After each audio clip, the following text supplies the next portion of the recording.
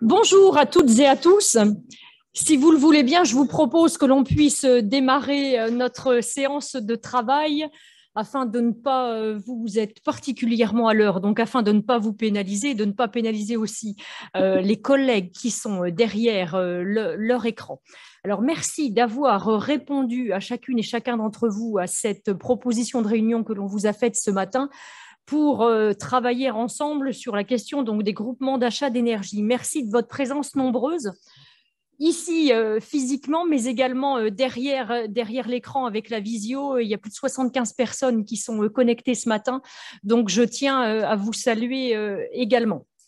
Alors, cette réunion, alors je serai rapide et je regarde monsieur le directeur et monsieur le directeur du département énergie, parce qu'il paraît que j'ai été très bavarde à la commission locale sur le territoire mardi dernier. Donc, je vais faire un condensé ce matin et je serai très, très brève puisque tous les exposés vous seront brillamment faits tout à l'heure. Simplement, vous redire qu'on est effectivement dans une situation exceptionnelle qu'on vit tous sur nos territoires respectifs. Situation exceptionnelle parce que si on fait un petit parallèle avec le choc pétrolier de 1974, globalement, en une année, les coûts avaient été multipliés par 4. Alors aujourd'hui, quand on regarde l'allure de la courbe, c'est même plus une courbe, par certaines journées, c'est plus une courbe, c'est un mur, on serait, je dirais, presque heureux si on avait simplement une multiplication de cet ordre. Donc, l'objectif de la réunion de ce matin, c'est vraiment d'échanger avec vous pour essayer de vous donner toutes les clés parce qu'on sait qu'on va rentrer en période de préparation budgétaire et que je pense qu'on aura les uns et les autres des choix à faire et en fonction des données et des informations qu'on va pouvoir partager ensemble ce matin, eh bien, on pourra peut-être un peu plus sereinement bâtir nos budgets qui seront certainement et sûrement contraints. On se pose tous des questions sur nos missions de service public et je tiens donc à bien préciser toute l'implication et j'en profite pour remercier les services et notamment ceux donc, du département énergie qui sont mobilisés au jour le jour pour suivre les consommations, pour suivre le cours. Vous devenez quasiment des traders. Donc, merci à vous et je regarde au fond également Jérémy, vous suivez ça avec la plus grande précaution, avec un seul objectif, bien sûr, celui de vous accompagner et de nous accompagner parce que dans nos collectivités respectives, nous n'avons pas la matière grise, bien sûr, pour pouvoir travailler de la sorte et c'est ce qui fait toute la richesse et toute la plus-value de ce groupement d'achat qui, je vous le rappelle, rassemble plus de 500 collectivités, rassemble plus de 14 000 points, plus de 14 000 contrats aujourd'hui, donc on est dans une vraie dynamique et avec un seul objectif, celui de vous accompagner au mieux. Donc n'hésitez pas, on sera bien entendu à votre disposition pour répondre à toutes vos questions, pour essayer de travailler le mieux possible. Voilà, très bonne matinée. Merci bien, Madame la Présidente. Je vais laisser les derniers s'installer. Bonjour, Mesdames et Messieurs. Donc, pour cette présentation donc, de cette réunion, donc nous avons donc Madame Cornet-Lecomte, Monsieur Raffray Alban, le directeur du département de transition énergétique, et moi-même, Bruno Delic, le directeur du syndicat. Cette réunion, je ne vais pas dire qu'elle est le point d'orgue, et malheureusement, ça ne sera pas probablement le dernier point de communication. Ça fait suite à tout un ensemble d'informations qu'on délivre depuis plusieurs mois auprès des membres du groupement de commandes que nous coordonnons depuis de nombreuses années et qui a permis, je dirais d'abord de vous adresser un certain nombre de courriers pour vous alerter sur la situation exponentielle que nous vivons sur les marchés de l'énergie. Tout récemment, vous en faisiez état, Mme Cornet-Lecomte, on a organisé 7 réunions localisées en territoire, les commissions locales d'énergie, dont le principal sujet était celui-là. Et puis aujourd'hui, donc, c'est une réunion qui regroupe donc nos 500 membres, alors soit physiquement, soit en visio, hein, et qui va permettre de continuer à informer, échanger et je dirais à vous dresser un état quasiment au jour le jour de la situation sur le prix du gaz et de l'électricité. Le diaporama qui vous est présenté là, vous allez le retrouver sur notre site en ligne dès ce soir ou dès demain matin. Donc, vous pouvez prendre des notes, mais ne vous inquiétez pas, vous allez retrouver tous ces éléments-là. La réunion donc, va durer jusqu'à midi un quart à peu près. On l'organise en 5 phases. On rappellera le fonctionnement des marchés d'électricité. On zoomera sur la crise énergétique. Et puis la partie 3 est la partie la plus importante, c'est l'impact dans vos contrats, tout simplement. L'impact sur vos différents marchés. Et surtout, quelles vont être les prévisions budgétaires 2023 à considérer pour pouvoir tenir compte des achats que l'on a réalisés au titre du groupement. Quelques points de vigilance aussi vous seront exposés. Et puis, on continuera, si on a le temps, en fonction des échanges que l'on aura, sur un outil une présentation sommaire sur un outil de suivi des consommations des dépenses d'énergie, parce que la base, c'est d'abord de bien suivre ces consommations d'énergie pour pouvoir en avoir, toute la maîtrise.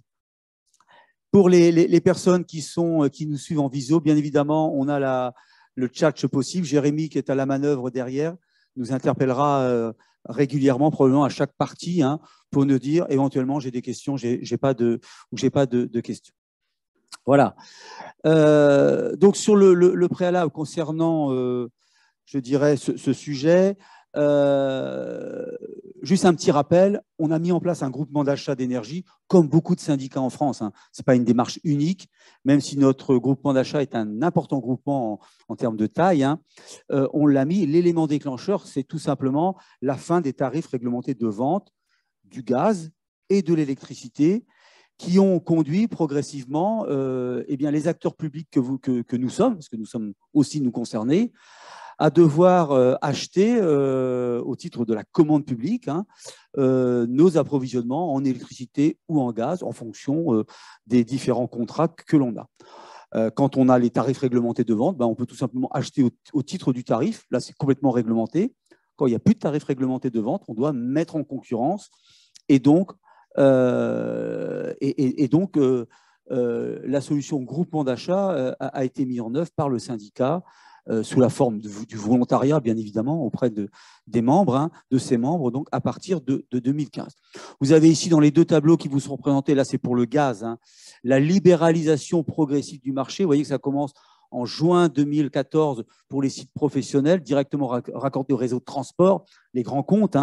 Et puis progressivement, on a une libéralisation, on va dire, progressive, justement, pour une date qui va être importante, 30 juin 2023, donc dans 7-8 mois, c'est la fin des derniers tarifs réglementés de vente, si rien ne change. Les seuls qui sont à aujourd'hui pour le gaz appliqués concernent tout simplement les usagers lambda, les petits usagers, qui ont tout simplement encore le bénéfice du TRV. Donc, à partir du 1er juillet, ces tarifs réglementés de vente pour le gaz, pour les derniers usagers, ne sera plus possible, sauf à ce que la réglementation évolue. Et donc, on aura une ouverture complète.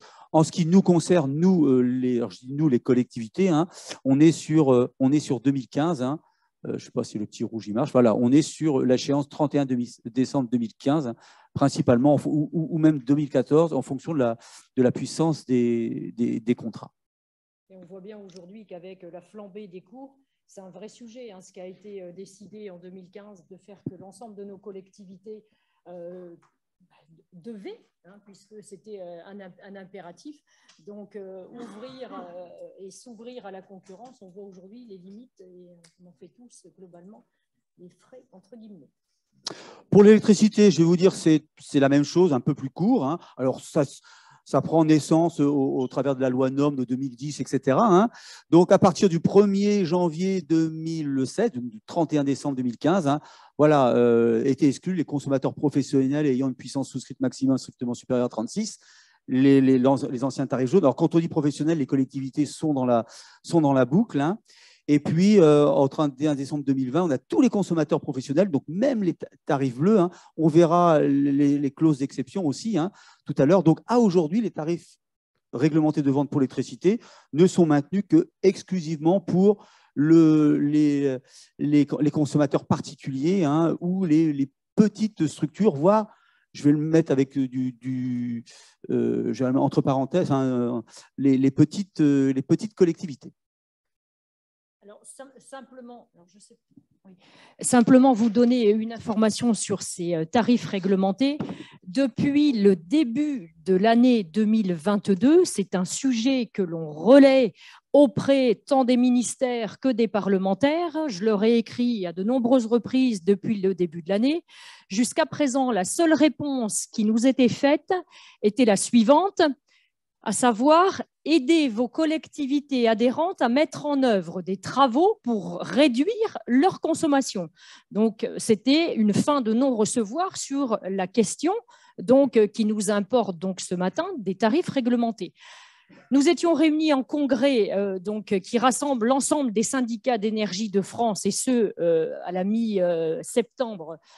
Donc, il y a 3 semaines, je crois maintenant, quelque chose comme ça. Et donc, ce sujet a fait l'objet d'une motion qui a été votée et qui a été validée par un conseil d'administration qui a eu lieu mercredi dernier.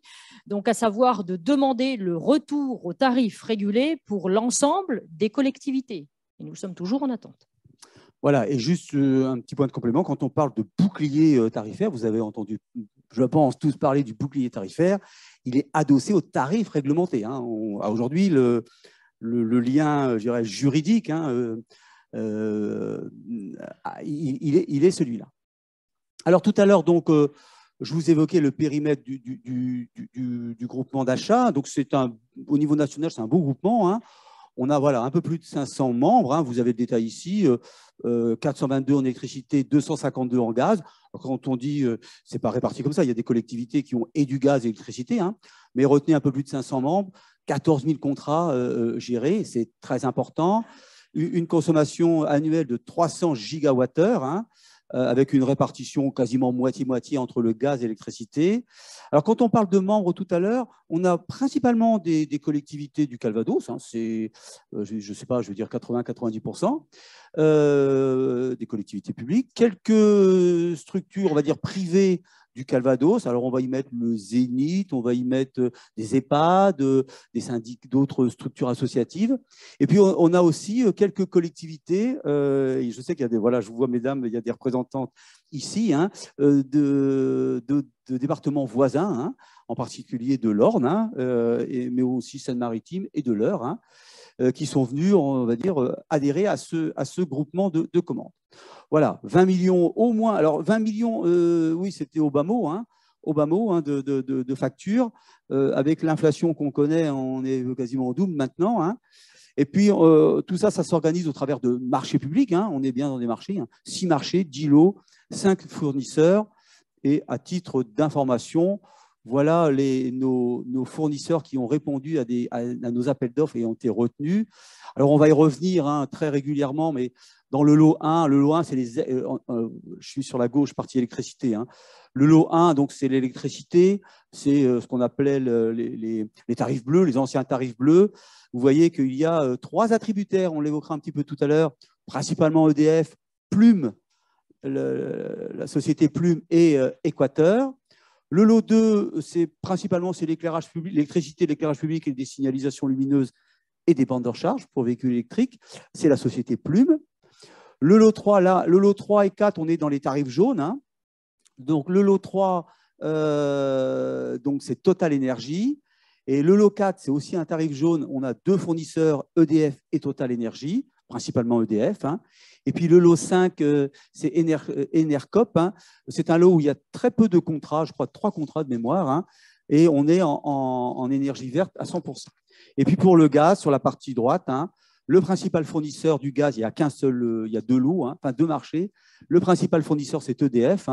Et puis, voilà, c'est les différentes imprévu des consultations publiques, hein, Équateur est venu répondre aussi et a embauché, on va dire, quelques contrats. Voilà un peu le panel. Alors, vous voyez que EDF fait du gaz, hein, ça, il faut sortir bien une sorte de mécanisme un peu habituel. EDF, c'est l'électricité.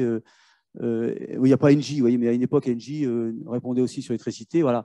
Et puis, vous avez Total Energy, c'est plus que de l'essence, hein, c'est aussi de l'énergie électrique. Équateur, avant, répondait à 60 millions de consommateurs, donc avait des très gros contrats. Voilà, Enercop, Plume, voilà, ce sont des Plumes fournies Paris, je pense, hein, ou la ville de Paris, hein, en énergie. Donc, ce sont des prestataires qui, quand on est dans la profession maintenant, sont bien identifiés comme des acteurs importants dans la fourniture d'électricité. Il y en a une centaine de fournisseurs. Voilà, donc on va vous parler maintenant du marché de l'électricité. Voilà, comment il fonctionne. Y a-t-il des questions? Oui. Une petite question, je suis désolé, je réagis un tout petit peu trop tard. Parce que, en fait, quand vous avez parlé de la motion que vous avez faite en termes de syndicat, je pensais que c'était celle-ci qu'on avait été destinataire, mais en fait. Pardon, merci. Bonjour. Donc Thomas Dupont-Fédérici, je suis le maire de Bernières. Je réagis un petit peu tard, mais quand vous avez parlé de la motion tout à l'heure que les syndicats ont signée, j'ai cru que c'était celle-ci dont on avait été destinataire hier. Mais en fait, j'ai vu que c'était celle de l'AMF. Est-ce que du coup, c'est une motion différente que vous avez présentée ou pas? Et j'en profite parce qu'en fait, donc vendredi, je le dis à l'ensemble des élus pour ceux qui auraient loupé l'information, vendredi, on va rencontrer donc le préfet. Donc il y a une réunion à 16h30 devant la préfecture, il y a une délégation d'une dizaine d'élus dont je fais partie qui vont rencontrer le préfet. L'enjeu, c'est de porter ces motions. Donc voilà, c'était pour savoir si vous pouviez nous partager la motion prise par l'ensemble des syndicats. Alors, ce qu'il faut savoir, c'est que c'est un travail de concert qui est mené entre notre fédération, la FNCCR et l'AMF. Donc, les deux structures travaillent ensemble et tout ce qui a été déposé, même bien en amont du congrès, était plus qu'à 80% partagé entre les services de l'AMF et nos propres services. Et puis, vous vous souvenez d'ailleurs, je vous avais rendu destinataire du courrier que j'avais transmis donc, au ministère sur le sujet. Et puis, vous donner également une information, mais on y reviendra tout à l'heure, notamment quand on parlera d'avenants, etc. On travaille très régulièrement de concert avec la préfecture et justement, c'est ce travail coopératif entre le SDEC Énergie et la préfecture qui nous permet aujourd'hui de pouvoir aller dans le sens de la validation des avenants qui vous seront présentés tout à l'heure. Olivier Paz était invité, hein, puisqu'on l'avait rencontré cet été. Hein. Il est représenté. Voilà, monsieur, je ne me souviens plus de votre nom, mais voilà, donc il représente donc l'Union amicale, hein, et on est complètement en phase sur ces questions-là. Il est intervenu, je pense, c'est dimanche dernier, sur une émission voilà, sur ce sujet-là. On a échangé au préalable sur ce sujet-là. On est complètement en phase par rapport à la problématique et à ce qui peut être demandé pour faire évoluer le système.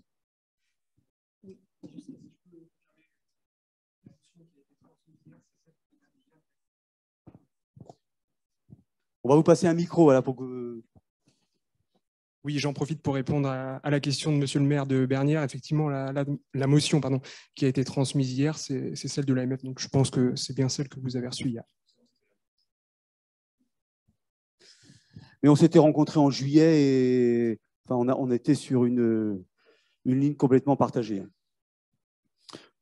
Bien, je vous propose dans une première partie de faire un petit zoom sur le fonctionnement du marché, notamment de l'électricité, parce que c'est celui qui est le plus complexe et ça permet peut-être de mieux comprendre aussi les mécanismes après qui font que les prix évoluent et particulièrement à la hausse en ce moment.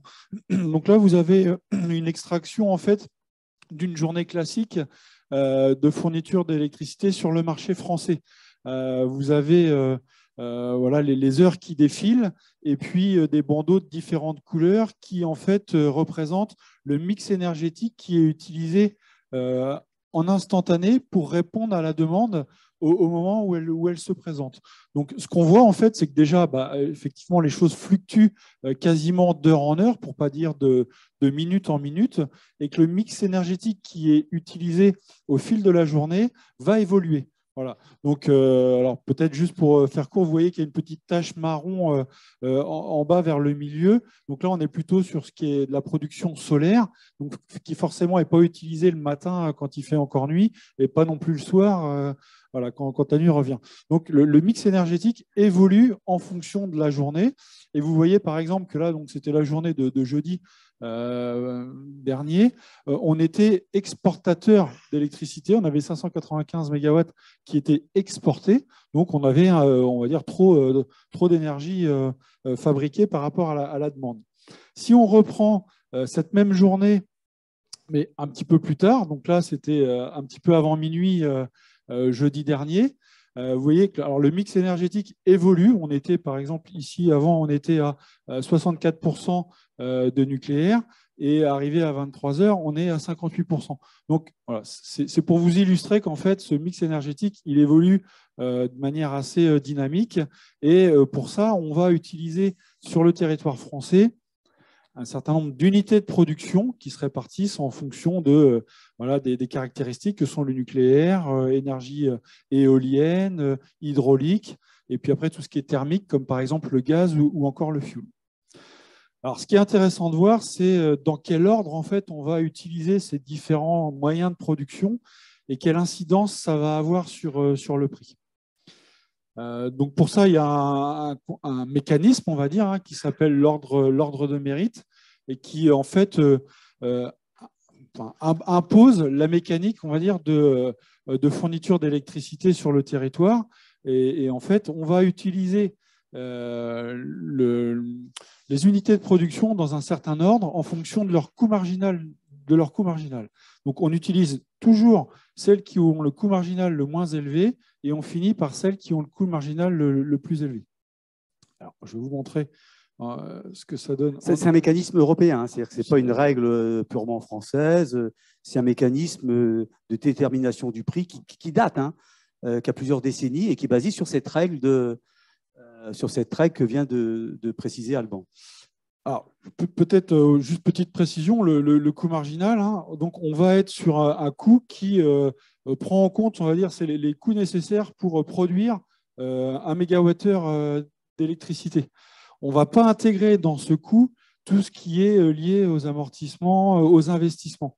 Donc ça, c'est déjà important parce que ça veut dire que ce n'est pas forcément représentatif du coût réel qui est nécessaire pour produire l'électricité. Si vous prenez une demande classique, on va dire, vous avez besoin de fournir 100 mégawattheures, par exemple, on va d'abord aller chercher ce qui ne se stocke pas et ce qui a le coût marginal le moins élevé. Donc, on va aller chercher plutôt le renouvelable. On va utiliser tout ce qu'on va pouvoir de renouvelable et ça ne va pas suffire. Donc, on va aller déclencher les autres unités de production qui ont le coût marginal un petit peu plus élevé et qui sont disponibles. Donc là, on va arriver sur le nucléaire. Bon. Alors, peut-être par rapport à la situation qu'on connaît aujourd'hui, vous voyez, au début, on est sur le renouvelable, on est sur l'éolien, on est sur le photovoltaïque, ou on est sur l'hydraulique. On a déjà un contexte cet été où il y a eu quand même pas mal de sécheresse, pas beaucoup d'eau. Donc, on a une capacité de production d'électricité hydraulique qui a été diminuée par rapport, je dirais, à ce qu'elle est habituellement. Donc, on s'est tout de suite et assez rapidement tourné vers l'unité de production supérieure, qui est le nucléaire. Même chose, on sait que le nucléaire, en ce moment, les centrales sont réduites, hein, et donc on a un problème d'approvisionnement en électricité d'origine nucléaire. Donc, on va aller chercher ce qu'il y a au-dessus. On va aller chercher notamment le gaz, le charbon ou le fioul. Voilà. Donc, c'est ces dernières unités de production qui vont être mises en service pour permettre de satisfaire la demande à un instant T. Et on va dire la singularité du marché de l'électricité, c'est que le coût du mégawattheure, il n'est pas fonction d'une somme pondérée des différentes unités de production que vous avez utilisées. On va prendre uniquement la dernière qui a été utilisée et c'est elle qui va faire le prix global. Donc sur l'écran, vous voyez par exemple qu'on était ici avec le gaz.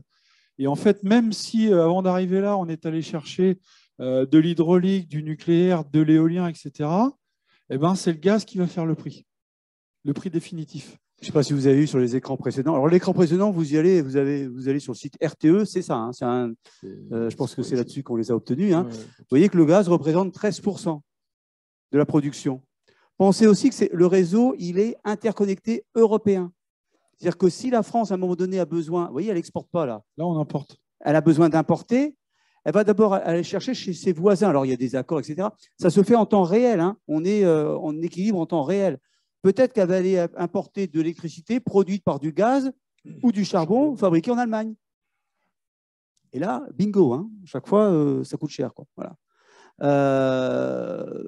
Donc voilà, et ces éléments de graphique sont très intéressants. Vous y retrouvez aussi la pointe de 18h, vous savez, du soir, hein, parce que c'est sur ces éléments de pointe que les besoins d'électricité sont importants. Donc voilà, ça c'est déjà une singularité et ça montre aussi aujourd'hui à la fois, on va dire, un contexte un petit peu délicat en termes de production hydraulique, le problème de maintenance des centrales nucléaires qui ont limité la disponibilité, un prix du gaz qui est en forte augmentation. Tout ça conjugué va expliquer en partie la hausse du coût du mégawattheure. Et quand vous entendez à la radio, à la télé ou dans la presse que l'Europe veut réformer le mécanisme de détermination, c'est ça. Les Allemands sont contre, plus 8 ou 9 pays derrière, tout simplement parce que pour eux, ils disent que plus le gaz est cher, plus ça tirera les économies d'énergie et le renouvelable. Et donc, ils veulent avoir un prix de gaz fort. Puis derrière, ils ont une industrie charbon et gaz qui est très, très forte. Hein, et veulent maintenir ce mécanisme. D'autres Européens, on va dire italiens, espagnols, et latins, français, etc., veulent le remettre à plat.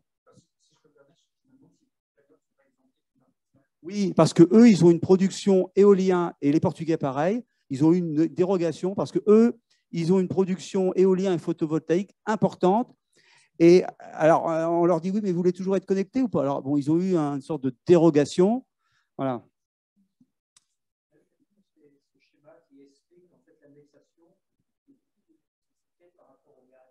Oui, tout à fait. Ouais. C'est ce schéma-là. Ouais. Tout à fait. Ouais. On fabrique 2/3 de notre électricité à partir du nucléaire, mais ce n'est pas le prix du nucléaire qui fait le prix de l'électricité. En gros, c'est le prix du gaz ou du charbon. C'est ça le mécanisme hein, pour faire. Voilà. Le coût de production du nucléaire, c'est dans les 40 €, on va dire. C'est le prix, c'est le prix du gaz. Alors, c'est un principe général, mais ce schéma, il est français. Hein. Les Allemands, ils ont décidé, enfin, on ne va pas mettre les Allemands au banc, mais ils ont décidé d'arrêter le nucléaire. Donc, ils n'ont plus de nucléaire progressivement. Ils développent, enfin, ils en ont encore. Par contre, ils ont du charbon en tire-larigot. Puis, ils ont des contrats avec la Russie. Enfin, ils avaient des contrats avec la Russie pour acheter du gaz pas cher chez les Russes, pour pouvoir faire tourner leur industrie. Et c'est le même principe, mais ce n'est pas les mêmes répartitions. Hein. Et les Espagnols, ça va être une part éolien plus importante, etc.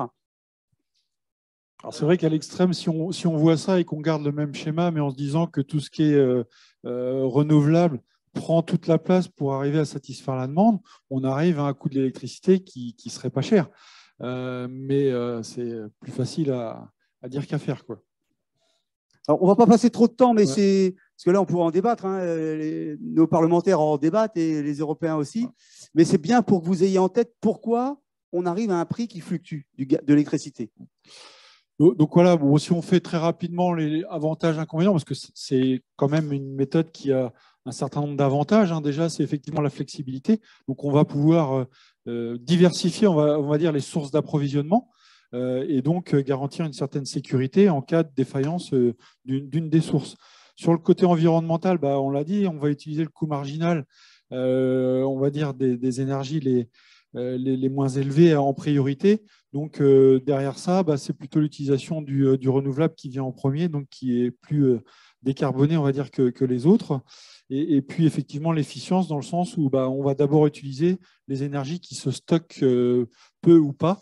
Donc, au moins, ce n'est pas perdu, quoi. Par contre, on voit effectivement les inconvénients.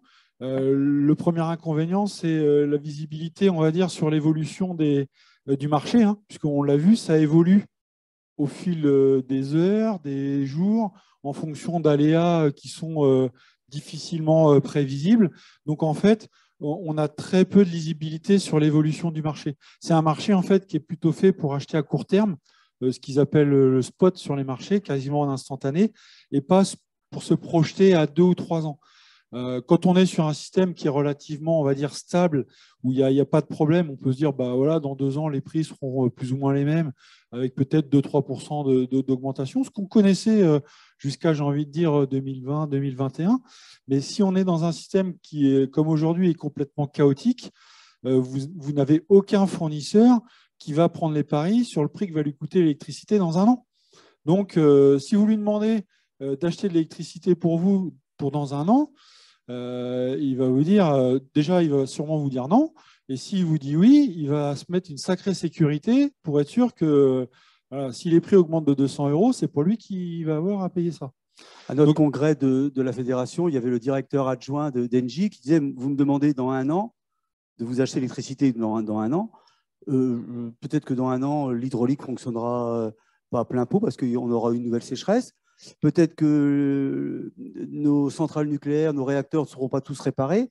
Donc, il va falloir que j'aille me sourcer pour beaucoup sur le gaz. Qu'est-ce qu'il en est du conflit? Donc, voilà, il commençait à énumérer toutes les zones à risque pour lui. Il n'était même pas sûr de nous dire vous en aurez assez. Et puis, le prix, j'en sais rien.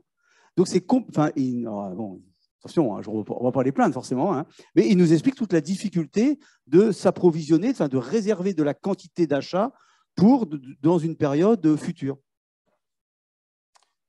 Alors, ça n'encourage pas les investissements dans le sens où, en fait, comme le coût marginal n'intègre pas, on va dire, les frais, notamment d'amortissement des investissements réalisés pour produire l'électricité, forcément, on a plutôt tendance à aller chercher ce qui coûte le moins cher à mettre en pratique. Et puis, la volatilité des prix, on l'a vu, hein, les fluctuations sont quand même...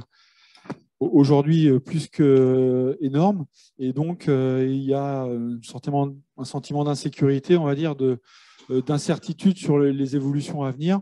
Et ça, généralement, les marchés n'aiment pas. Ça se traduit par des hausses assez importantes.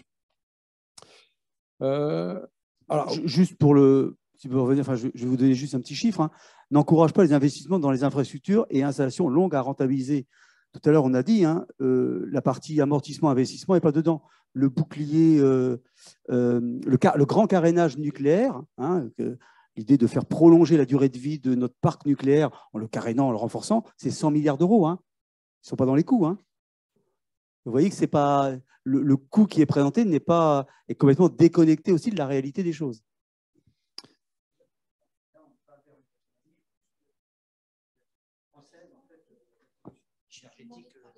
Oui. Ah oui, d'accord, merci. Oui, donc si on développe et si on va à fond dans le nucléaire, si toutes les centrales, les 52 centrales fonctionnent, on sera plus autonome au niveau production énergétique. Ah oui, et on revendra le surplus, quoi. Mes propos ne sont pas vous dire qu'il faut aller vers le nucléaire ou pas. Mais non, mais c'est un constat. Le prix est vraiment déconnecté de la réalité du coût réel de production. Ceci dit, en plaisantant un petit peu et en reprenant... Monsieur Germain. En plaisantant un tout petit peu et en reprenant le schéma de la répartition effective des énergies, je trouve que la France devrait demander à bénéficier du protocole espagnol. Hein. Bon, enfin, je pense qu'on demande, c'est une plaisanterie à moitié seulement. Voilà, mais on voulait vous donner un peu d'informations sur ces mécanismes. Peut-être aussi quelques informations parce que le prix de l'électricité, vous avez la molécule. On ne va pas rentrer dans le détail, mais quand on achète de l'électricité, on n'achète pas que de la molécule. Dedans, vous avez des coûts supplémentaires qui sont liés notamment aux dispositifs tels que les certificats d'économie d'énergie, tels qu'aux mécanismes de capacité. Donc voilà, on a besoin aussi d'acheter de la capacité. Voilà. Et puis, vous avez aussi le mécanisme de l'AREN. Donc, on va faire un petit zoom parce que vous en avez notamment entendu parler avec l'AREN+, et c'est aussi important de voir de quoi il retourne. Donc l'AREN, c'est l'accès régulé à l'énergie nucléaire historique. Donc en fait, c'est quoi? C'est une part de la production d'EDF, producteur, qui est réservée aux fournisseurs alternatifs. EDF a l'obligation de vendre une partie de sa production à un prix qui est arrêté par l'État. Et donc à un prix qui est très intéressant, puisque jusqu'à aujourd'hui, il est de 42 € par mégawattheure. Voilà. Quand vous savez qu'aujourd'hui, le mégawattheure en base, il se négocie à presque 600 €, c'est quand même intéressant. Voilà. Donc ça, c'est une part de la production qui va être répartie entre les différents fournisseurs alternatifs en fonction de leur portefeuille client et du volume que ces clients lui apportent en termes de consommation d'Arenh. Voilà. Ça veut dire que bon nombre de fournisseurs d'énergie ne sont pas des producteurs d'énergie. Ils achètent sur un producteur, enfin la majorité, ils achètent sur un producteur, c'est établi, c'est EDF, qui a l'obligation donc de mettre à disposition une partie de sa production, c'est encadré à un prix donné. Voilà. Alors l'EDF le trouve insuffisant, hein, mais ça c'est un autre débat. Et donc, nombre des fournisseurs se sourcent sur ces prix-là. Alors vous avez par exemple, dans les nouveautés, c'est une des mesures qui a été prise par le gouvernement pour appliquer ce qu'on appelle le bouclier tarifaire, notamment en électricité. C'est-à-dire que pour essayer de limiter la hausse du prix, l'État a augmenté le plafond d'Arenh. Il est passé de 100 à 120 TWh. Donc, ça veut dire qu'il y a eu 20 TWh supplémentaires à un prix intermédiaire qui est de 46,50 € qui a été vendu aux fournisseurs alternatifs. Voilà. Alors, EDF, du patron au syndicat, était vent debout sur ce dispositif qui leur faisait perdre beaucoup d'argent puisque c'est 20 TWh dont ils avaient l'obligation de mettre à disposition à un prix de 46,5, ils auraient pu le vendre sur le marché à 10 fois, 20 fois, 30 fois plus. Hein. Donc, ils ont chiffré ce manque à gagner à 8 milliards d'euros. Manque à gagner.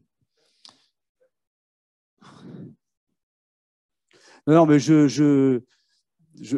voilà, c'est pour vous raccrocher à des éléments d'actualité que vous avez sûrement entendu parler à un moment donné. Alors, il y a des discussions bien avancées pour faire éventuellement évoluer ce prix. Il y avait... Voilà. Aujourd'hui, a priori, ça ne bouge pas, mais avait été évoqué de monter le tarif de l'Arenh de 42 € à 49,50 €. Voilà, alors, juste pour vous expliquer, parce que derrière l'Arenh, il y a souvent... Oui.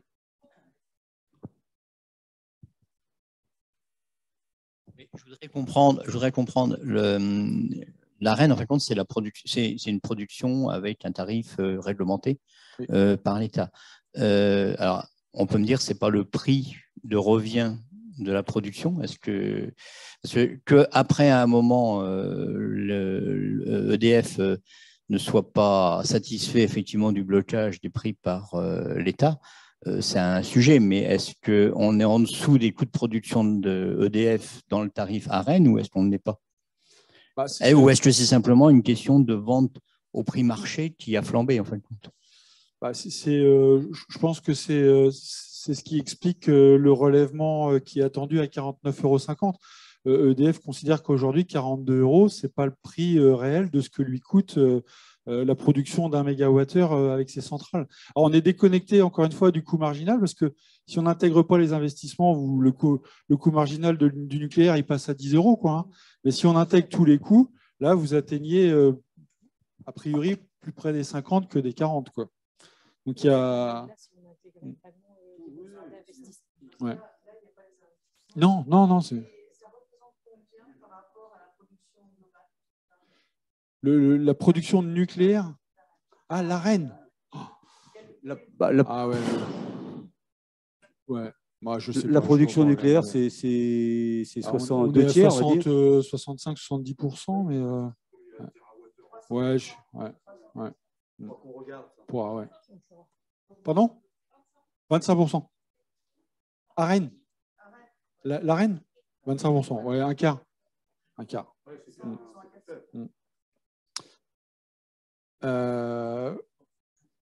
Voilà, alors juste parce que derrière l'Arenh, vous avez potentiellement un risque important, c'est ce qu'on appelle l'écrêtement. C'est-à-dire qu'en fait, vous avez ces 100 TWh qui sont répartis entre les différents fournisseurs.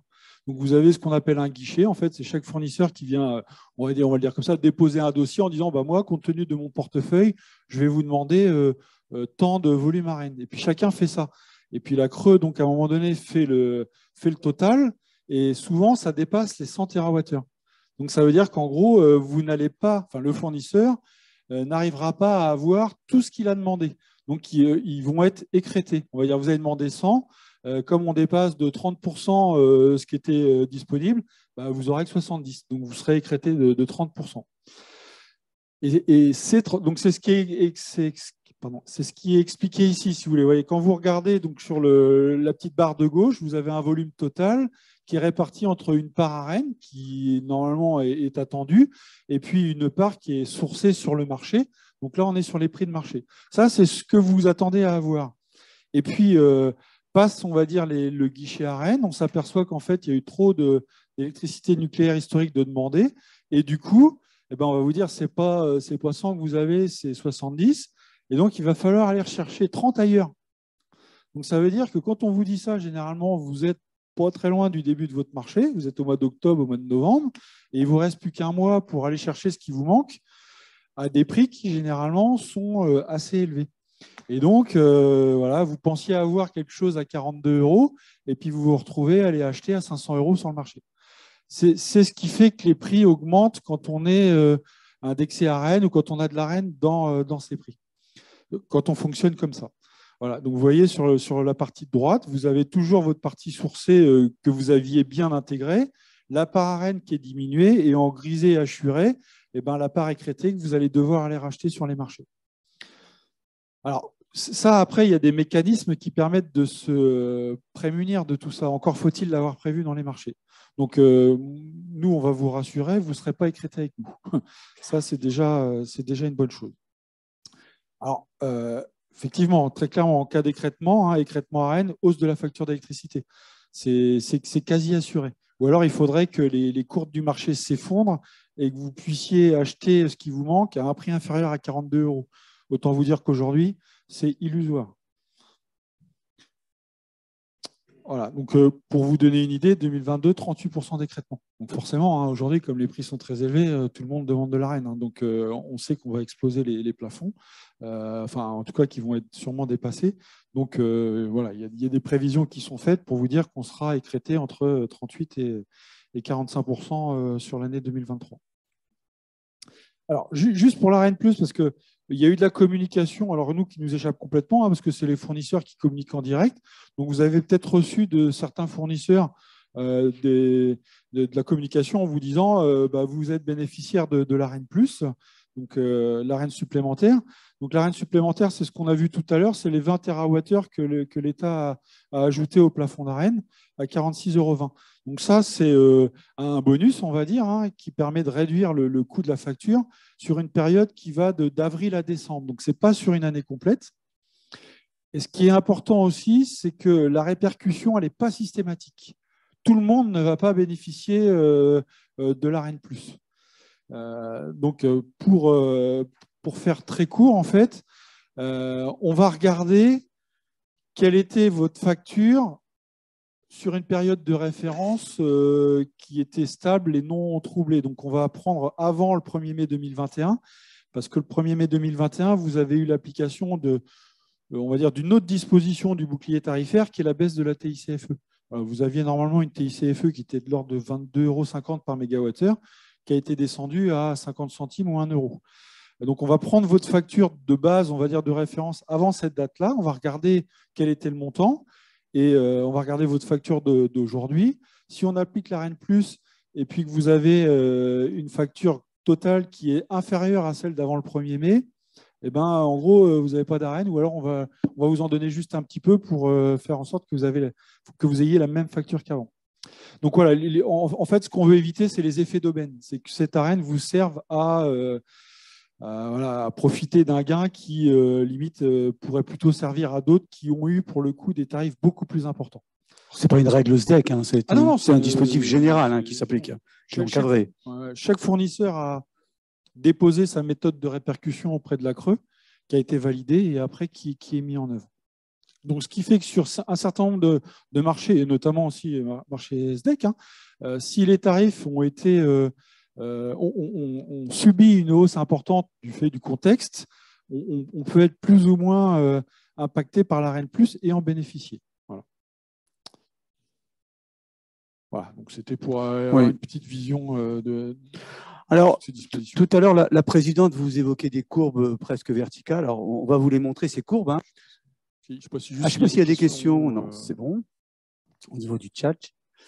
Donc, Alban, c'est toi qui as le zap. Ah non, c'est moi, pardon. Ah oui. Donc voilà, tout à l'heure, vous évoquiez donc des courbes. Voilà, nous, c'est notre, je dirais, c'est notre outil de travail aujourd'hui. Voilà les courbes du gaz. Hein. Et puis, je vais vous montrer juste après les courbes de l'électricité. C'est les courbes d'évolution au jour le jour des prix du gaz. Hein. Donc, on a commencé ici la courbe à partir de janvier 2021, mais si j'avais avant, c'est complètement plat.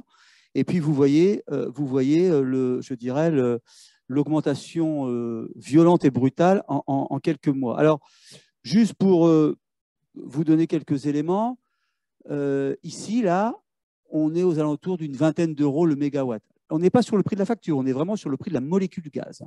En gros, quand on achetait pour vous, à cette période-là, du gaz pour vos différents contrats, on les a cités tout à l'heure, on était allé globalement aux alentours de 15-20 euros le mégawatt. On a vu progressivement quelque chose qui monte. Ici, on est en octobre 21, et puis là, on voit qu'on est aux alentours de 60 euros mégawatt. On ne parle pas de guerre en Ukraine à ce moment-là. Hein. Là, on est sur, voilà, on est avec une pointe ici au 31 décembre de l'année, je vais arrondir aux alentours de 150 euros le mégawatt. On est sur une reprise économique mondiale, tout azimut, qui pousse hein, je dirais, la consommation. Alors, je vais faire court, mais en gros, la Chine, l'Inde, etc., produisent de plus en plus. Ils ont besoin d'énergie. Ils achètent du gaz sur les marchés. Et là, on voit que le prix du gaz monte.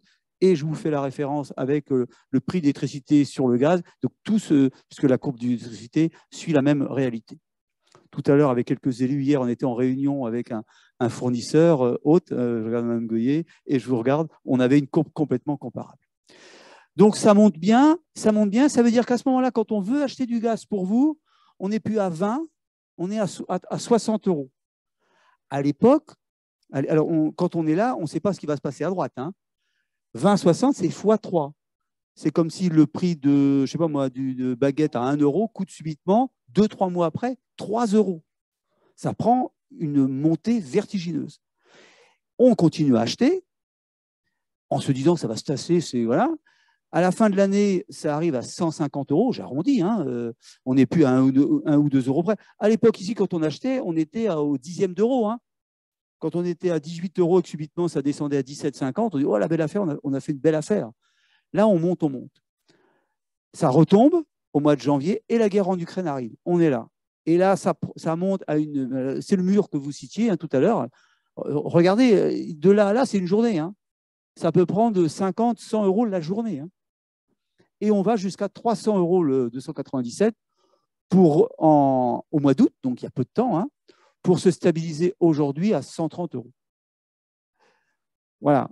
On le verra tout à l'heure, mais on va vous expliquer comment on a acheté pour l'année 2023. Vous voyez que si on voulait acheter pour 2024, on serait à 130 euros. Hein. En 2021, on achetait à 20 euros. Hein. Donc, on est x10. Quand vous entendez x10, x12, tout à l'heure, vous disiez que la 70, les années 70, c'était x4. Là, on est x10. Hein.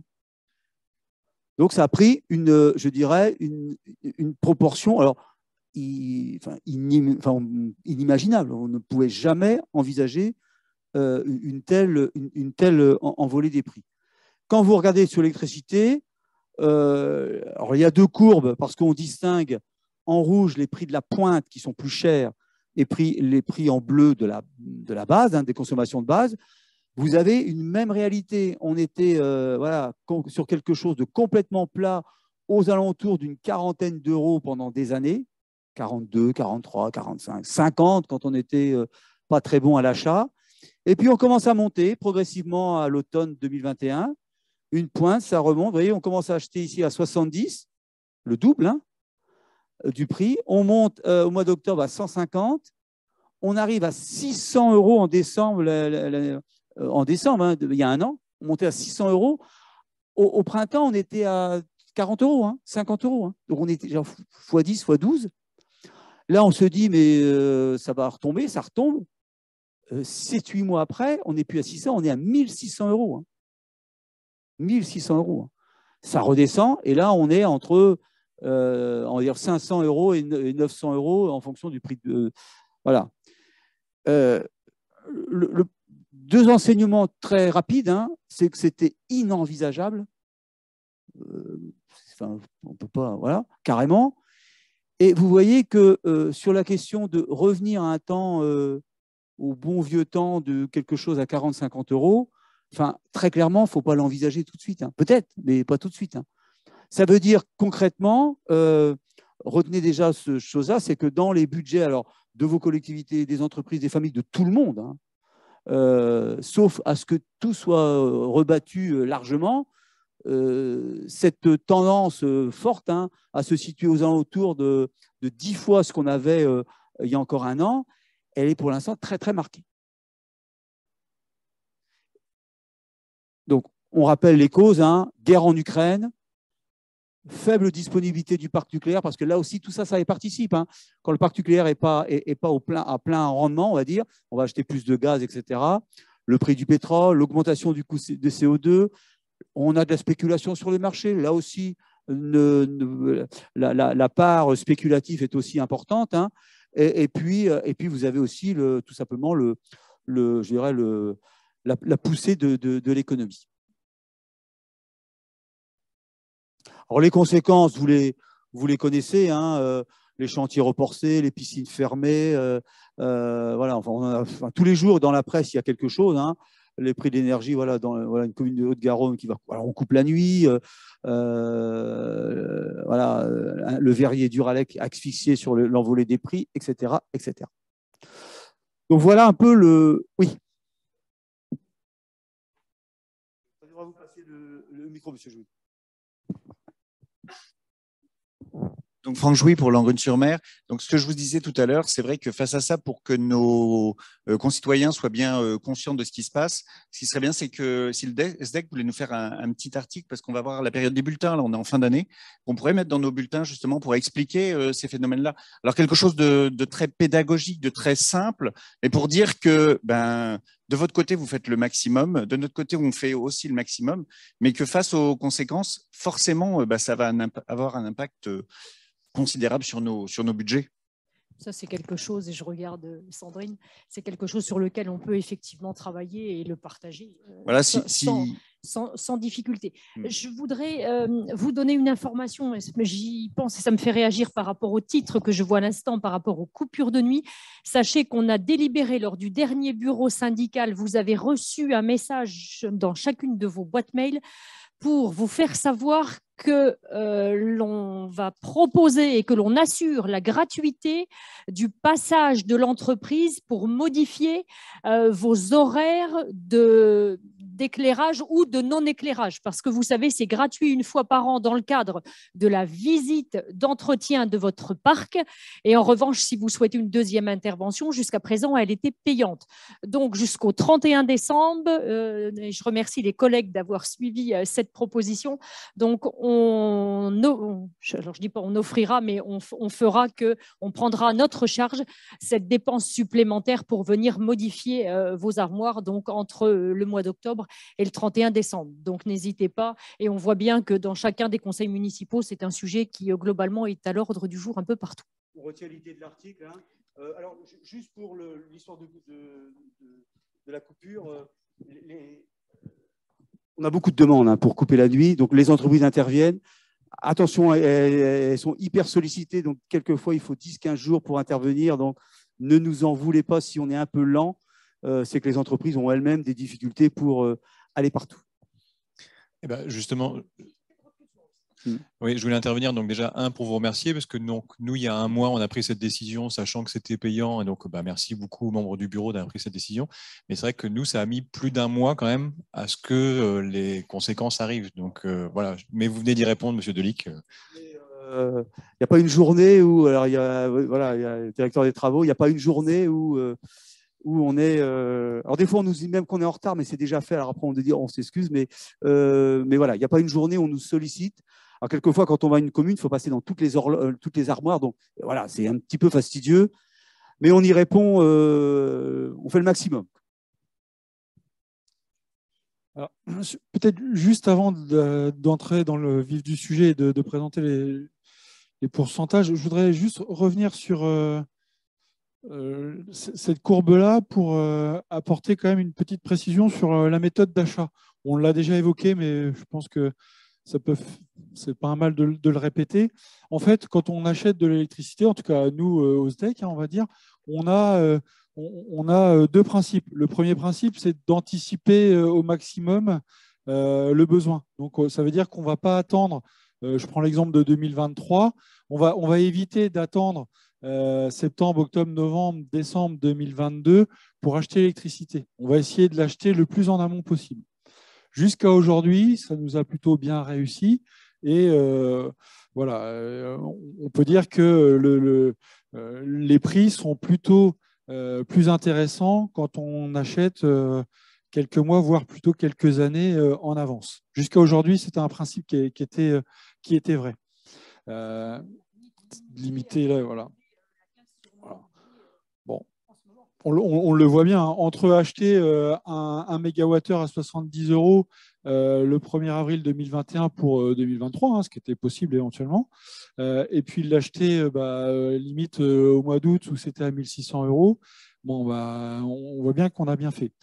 Après, ça ne veut rien dire. Encore une fois, on ne sait pas comment les marchés évoluent, donc ça aurait pu très bien, on aurait pu très bien acheter le 24 octobre à 889 € et puis ça redescend après.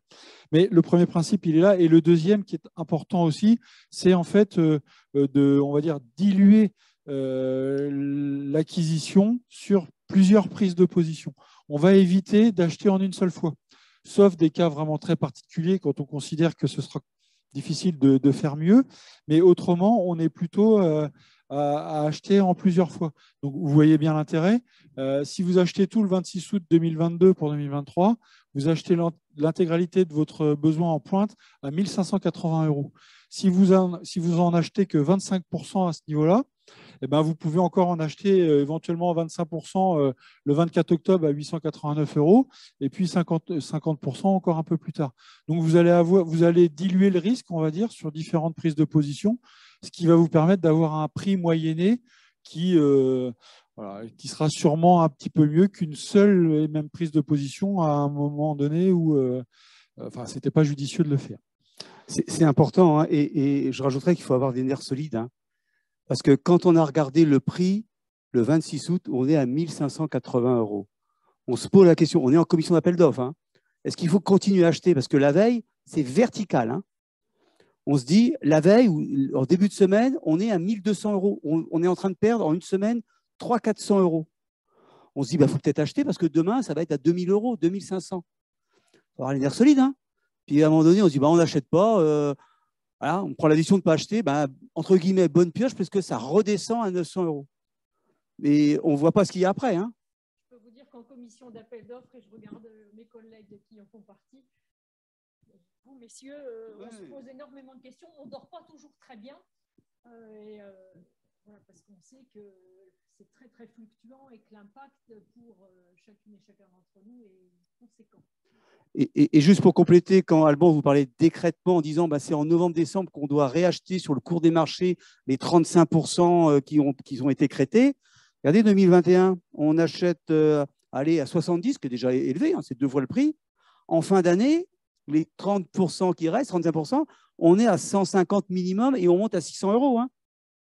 Je peux dire que 35% à 600 € sur la facture globale, ça fait mal, quoi.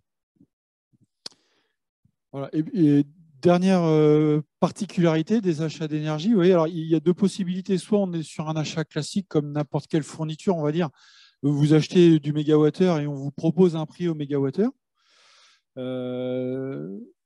Autre solution, nous on privilégie mais qu'on ne peut pas toujours appliquer, c'est celle en fait où c'est vous qui achetez les mégawattheures sur le marché. Donc le fournisseur en fait, lui, il ne fait pas le prix. On fait une formule de calcul, il donne des coefficients et c'est nous qui faisons le prix en fonction des prises de position sur les marchés.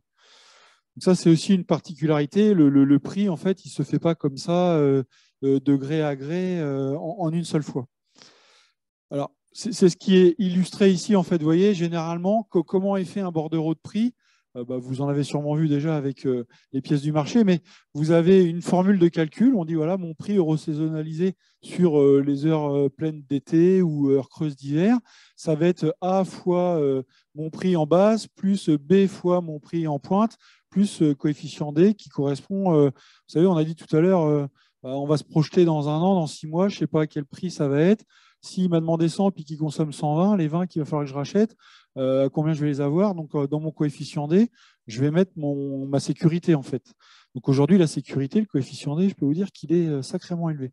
On le voit à 50. Hein. Là, vous voyez, il y a 6 dans l'exemple, mais on l'a déjà vu à 50. Voilà, donc, vous avez, par exemple, après une formule comme ça. Donc, on va avoir 0,85. Donc, en gros, fois mon prix en base, plus 0,15 fois mon prix en pointe. Donc là, vous voyez, ça veut dire que sur ce cadran-là, vos heures de pointe, qui sont très élevées, ne comptent en gros que pour un petit peu moins de 15% du coût total. C'est ça qui permet aussi de relativiser quand on voit 1 600 €, ce n'est pas la totalité du mégawattheure que vous allez consommer qui est à ce prix-là.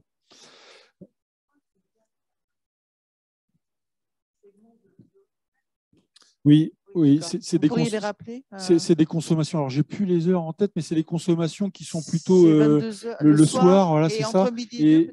C'est le soir et l'hiver, on va dire, sur la période hivernale. C'est pour ça qu'il y a des collectivités qui réfléchissent à reporter, enfin, à déplacer des activités qui ont lieu le soir en fin d'après-midi ou des choses comme ça. J'ai vu ça. Pour le cinéma, par exemple. Ouais. Oui, vous pouvez effectivement, mais ou déplacer les activités d'une demi-heure, 3/4 d'heure pour échapper. Mais faut accélérer. Okay. Bon, voilà. Mais donc, on calcule le prix comme ça. Donc maintenant, on va rentrer vraiment dans l'impact, on va dire, sur les marchés à partir de ces prises de position pour l'année 2023. Donc, si on prend le marché gaz, donc qui est attribué à EDF, le plus gros marché est à EDF. C'est 252 membres concernés, 1685 contrats. On est à 152 gigawattheures. Donc, c'est une grosse consommation pour pas tant de contrats que ça. Hein. Vous voyez, 14 000 contrats sur le groupement. On est à 300 gigas et quasiment la moitié, c'est du gaz avec seulement 1685 contrats. Donc, c'est important. Donc, voilà, en fait, la restitution de ce qui se passe aujourd'hui et de ce qui va se passer l'année prochaine. Donc, en 2022, on a acheté à 13,52 €. Alors, si vous rajoutez les C2E, etc., on arrive à une vingtaine d'euros, ce que disait Bruno tout à l'heure. Et le mégawattheure a été acheté 13,52 €, ce qui est extrêmement bien. On a acheté le gaz en période Covid, donc il y a eu un effondrement des cours. Nous, on était là, on s'est dit, faut y aller, quoi. On a acheté, voilà, c'était vraiment 13 € le gaz. Ça fait rêver quand on voit les chiffres. 21. 21. 21, pardon. 21. 13,52 €, on n'avait jamais eu aussi bas. Et donc, c'est tant mieux. Et donc, vous voyez qu'en 2023, le mégawattheure va coûter 54 €. C'est 2020, 54 €. Donc, ça veut dire qu'on a... Alors, vous voyez, aujourd'hui, on est à 130 €. On est monté jusqu'à 300 €. On a pris différentes prises de position qui nous permettent quand même de lisser, on va dire, le prix de fourniture. Mais on atteint quand même 54 €. Ça veut dire qu'on fait 300 € sur la partie, 300%, on va dire, sur la part fourniture, ramené à 40% de ce que ça fait sur la facture. Vous voyez, ça veut dire que l'année prochaine, la facture de gaz, elle est multipliée par 2 à minimum. Alors, c'est à consommation égale, hein, on est bien d'accord. Consommation égale, oui. Mais voilà, ça veut dire que même en ayant un prix qui, somme toute, par rapport à ce qu'on constate aujourd'hui, reste pas si mal que ça, hein, 54 € pour 130 € sur les marchés, on fait quand même x2 sur la facture. Donc, imaginez des collectivités, des entreprises qui n'anticipent pas, qui vont se positionner aujourd'hui sur les marchés. Ils vont avoir un prix qui va être aux alentours de 150, voire 200 €. On va les passer en revue, hein, tous les contrats, mais ça veut dire déjà que pour vous, dans vos prévisions budgétaires pour l'année prochaine, à ISO consommation, on est bien d'accord, hein, ça vous regarde, entre guillemets. Si vous êtes concerné, on verra comment on se renseigne pour savoir si vous êtes concerné par ce contrat-là. Vous êtes sur une augmentation de, alors 100%, c'est le double, hein, de 2 à 2,5 fois de votre facture gaz 2022. Retenez ce... Alors, c'est un panel, hein, on n'est pas à l'euro près. Regardez quand même le paradoxe de la situation. Hein. 2022, on avait un prix extrêmement bas. Donc, vous avez eu des factures de gaz proportionnellement très faibles, tant mieux, très très bien. Nous, on ne peut pas dire qu'on a mal acheté parce qu'on est à 54 €, mais c'est quand même x4 le prix actuel. Donc, voilà. Et si on voulait acheter pour 2024, parce qu'on n'a toujours pas acheté pour 2024, on l'achèterait non pas à 54, mais on l'achèterait à 130. Donc, il faudrait mettre 2,5 fois encore de plus que le prix. Donc, on attend pour l'instant pour regarder comment les choses évoluent. Et effectivement, la problématique, elle est là aussi, c'est qu'aujourd'hui, notre accord cadre, on va en parler tout à l'heure, il se termine en fin d'année 2023. Donc aujourd'hui, on n'a pas relancé nos marchés, ce qu'on va faire très rapidement pour pouvoir se positionner pour 2024. Mais si on se positionne demain pour 2024, on se positionne sur les prix du jour, donc c'est-à-dire à 130 €. Donc ça veut dire que potentiellement, on va acheter du gaz en 2024 à 130 € alors qu'on l'a négocié aujourd'hui à 54. Donc ça veut dire que les factures de 2024, si rien ne change, seront encore beaucoup plus élevées que celles qui vont arriver en 2023. Enfin voilà, il faut être très clair. Hein. C'est ce qui nous attend aujourd'hui si on reste comme ça. Oui, et donc il y a peut-être matière d'anticipation pour revoir les usages, faire des travaux. Enfin voilà, après 2024, ce n'est pas demain, mais même si on voit qu'il y a une tendance qui n'est pas positive, hein, mais c'est presque demain. Mais on peut peut-être déjà modifier, anticiper un certain nombre de choses. Voilà pour le gaz. Alors ensuite, si on balaye les lots, on va le faire assez vite. Donc l'eau, électricité, donc voilà, un lot aussi important, c'est EDF. Ça représente 35% de la facture. Petite alerte sur les marchés qui sont liés à EDF, donc c'est le lot 1 et le lot 4. Vous le savez sûrement, on est en litige avec EDF. On a un problème d'interprétation des dispositions du marché et en fonction des interprétations qui sont quand même très divergentes, le prix de fourniture peut être multiplié par 2, ce qui n'est pas rien. Et c'est lié justement au mécanisme de l'Arenh, ce qu'on a expliqué tout à l'heure. Nous, on a considéré qu'on avait très bien acheté, qu'on ne déclenchait pas l'Arenh. EDF nous en a intégré, sauf que derrière, on est écrété. Il a racheté sur les marchés à un prix très élevé. Et donc, nous, on lui aura dit non, on n'avait pas besoin d'Arenh pour ça. Ils nous disent bah non, mais c'était automatique, on n'est pas d'accord. Et donc, on se bat sur ça aujourd'hui. L'enjeu, il est là. C'est x2 sur le prix de molécule. Donc, ça veut dire en gros 15 à 20% de plus sur la facture. Donc, aujourd'hui, les prix qu'on vous présente, c'est avec le bordereau SDEC, puisque c'est ce qu'on a imposé, on va dire, aux fournisseurs pour le moment. Mais c'est ce qui remet en cause. Il y a une action en justice qui est portée et en fonction des résultats, il peut y avoir potentiellement une aggravation de la facture. Donc, il faut aussi l'anticiper, on va dire, dans les provisions de votre budget, au cas où le juge donnerait raison à EDF. On n'imagine pas, mais ça, on n'est pas juge. On va peut-être passer les autres assez vite, mais ça vous montre quand même aussi l'évolution. Vous voyez, en 2022, on a acheté la base et la pointe, respectivement à 41 €, on va dire, et à 53 €. Donc des prix très très bons, déjà pour l'époque, et encore plus maintenant. En 2023, on s'est très bien positionné sur la base. Vous voyez, 41 €, on est en dessous l'Arenh, donc ce qui explique aussi qu'on n'en voulait pas. Et en pointe, on est à 477 €. Donc là, on a nettement moins bien acheté, mais on est encore sur des valeurs qui sont quasiment inférieures de moitié au prix qu'on constate aujourd'hui sur les marchés. Donc, ce n'est pas terrible, mais c'est quand même pas si mal que ça au regard de la situation actuelle. Donc, en termes d'impact sur la facture, donc sur la fourniture, vous voyez, on est de l'ordre de 100%, donc la molécule fait x2. Par contre, sur la facture, on est de l'ordre de 30 à 40%. Aujourd'hui, c'est ça. Tarif bleu, on est sur les petits contrats inférieurs à 36 kVA. Tout le monde en a. C'est entre 30 et 40%. Sans l'impact EDF, si jamais ça devait aller en leur faveur. C'est plus 15 c'est plus 15 en plus. C'est des indications. Oui, en fonction de votre profil de consommation qui n'est pas forcément le même, vous pouvez avoir plus 17 ou. Alors, le lot 2, c'est l'éclairage public. Donc, vous voyez, on a un gros consommateur aussi quand même. C'est le même mécanisme. Hein, vous voyez, on a la même chose. Sauf que là, très clairement, vous voyez qu'on a nettement moins bien acheté, on va dire, la base. les prises de position étaient plus tardives. Donc, on est encore sur des prix qui sont inférieurs à ce qu'on constate aujourd'hui sur les marchés, mais le prix est nettement dégradé, on va dire. Donc, on arrive à une part fourniture qui est multipliée par 5, plus 400%. Et donc, ça veut dire sur la facture d'éclairage, à consommation identique, une augmentation de 100% de la facture. Donc, une facture multipliée au moins par 2. Oui, on va vous passer un micro. Merci, madame. Ce que vous présentez, est-ce que ça remet en cause le document que vous nous avez envoyé? Non, c'est l'explication de ça. Non. C'est la même chose. Normalement, vous devriez avoir les mêmes éléments. Si vous regardez le lot 2. Oui. On vous avait effectivement, tout à l'heure, j'ai dit en introduction, envoyé un courrier général, mais on s'était dit avec Madame la Présidente qu'une explication de vive voix, c'était mieux qu'un simple courrier. Mais c'est la même chose. Ce sont les mêmes montants.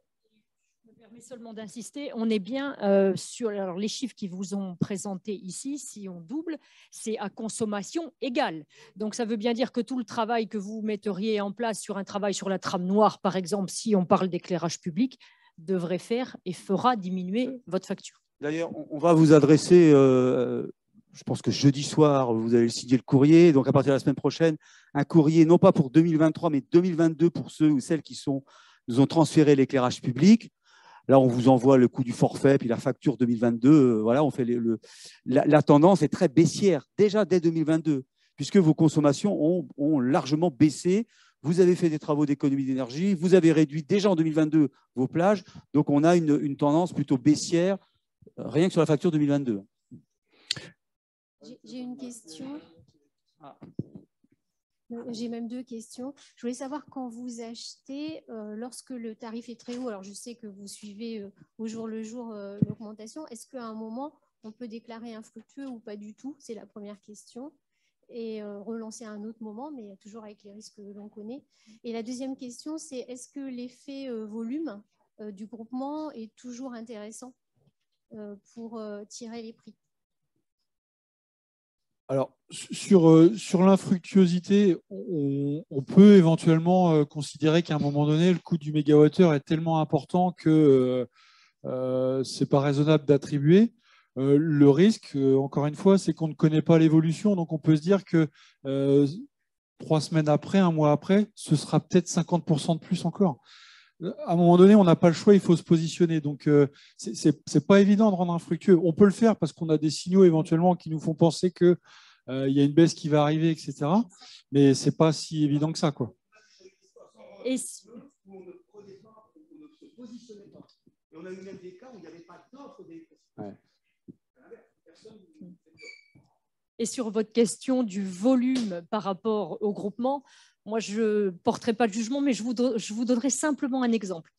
On a une collectivité qui faisait partie du groupement qui, quand on l'a alertée et qu'elle a vu les chiffres, elle nous a dit « je me retire ».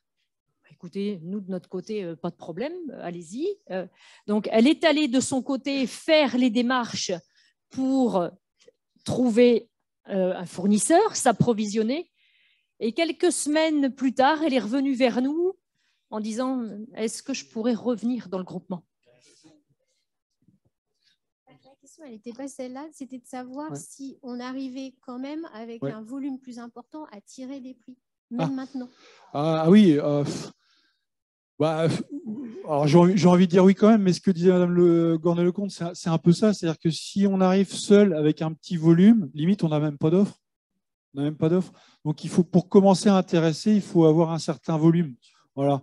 Donc une collectivité comme Caen-la-Mer, etc., peut avoir un volume suffisant pour commencer à intéresser. Une petite commune C lambda sur le département, ça va devenir beaucoup plus compliqué aujourd'hui. Alors il y a des dispositions qui sont prises au niveau de l'État pour imposer à ce que les fournisseurs fassent des propositions raisonnables. Et vous allez le voir après, la CRE publie, on va dire, une sorte de baromètre pour montrer où doivent se situer les propositions des fournisseurs pour être considérées comme acceptables. Encore faut-il qu'ils fassent une proposition.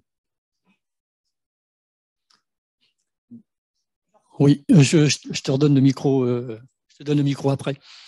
Donc Jean Le Paulmier, je suis maire adjoint à la ville de Bayeux, mais surtout vice-président, enfin en l'occurrence au SDEC pour l'éclairage public.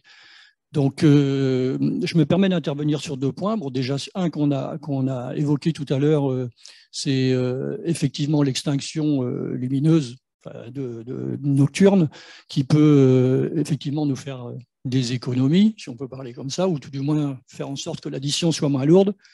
Mais il y en a une autre aussi sur laquelle vous pouvez travailler et prévoir dans vos PPI, c'est changer vos lanternes ou donc d'éclairage en LED.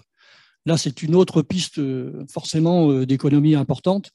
Et donc là aussi, peut-être qu'on ne pourra pas répondre à toutes vos demandes.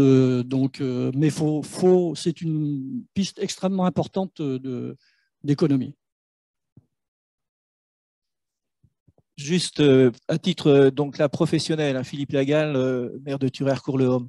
Je suis président du Centre de recherche et de traitement du cancer sur Caen, donc un très gros consommateur d'énergie, vu les accélérateurs qu'on utilise. Notre contrat donc, avait été conclu jusqu'en mars 2023. Donc, on a commencé à faire des prospections auprès des fournisseurs, des gros, hein, parce que les alternatifs, on n'en parle plus, bien évidemment. Eh bien, aucun n'a répondu de façon ferme en disant non, c'est trop loin, mars 2023, on ne s'engage pas. Et si aujourd'hui, on vous faisait une offre, ce serait par rapport à votre facture actuelle multiplié par 5. À tel point que ça met en cause effectivement l'activité.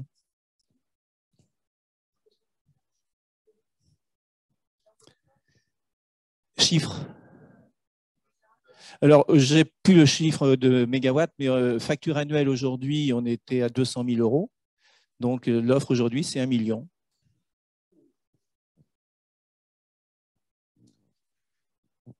Oui, je vais être obligé de partir, donc peut-être que ma question n'arrive pas au bon moment, mais voilà. Je ne crois pas que ce soit dans mon esprit. Il me semble avoir lu quelque part que l'État envisageait de faire bénéficier les toutes petites communes du bouclier tarifaire. Je voulais savoir ce qu'il en était, si c'était vrai, quelle dimension, quelle taille de commune et bon, quel délai de mise en œuvre.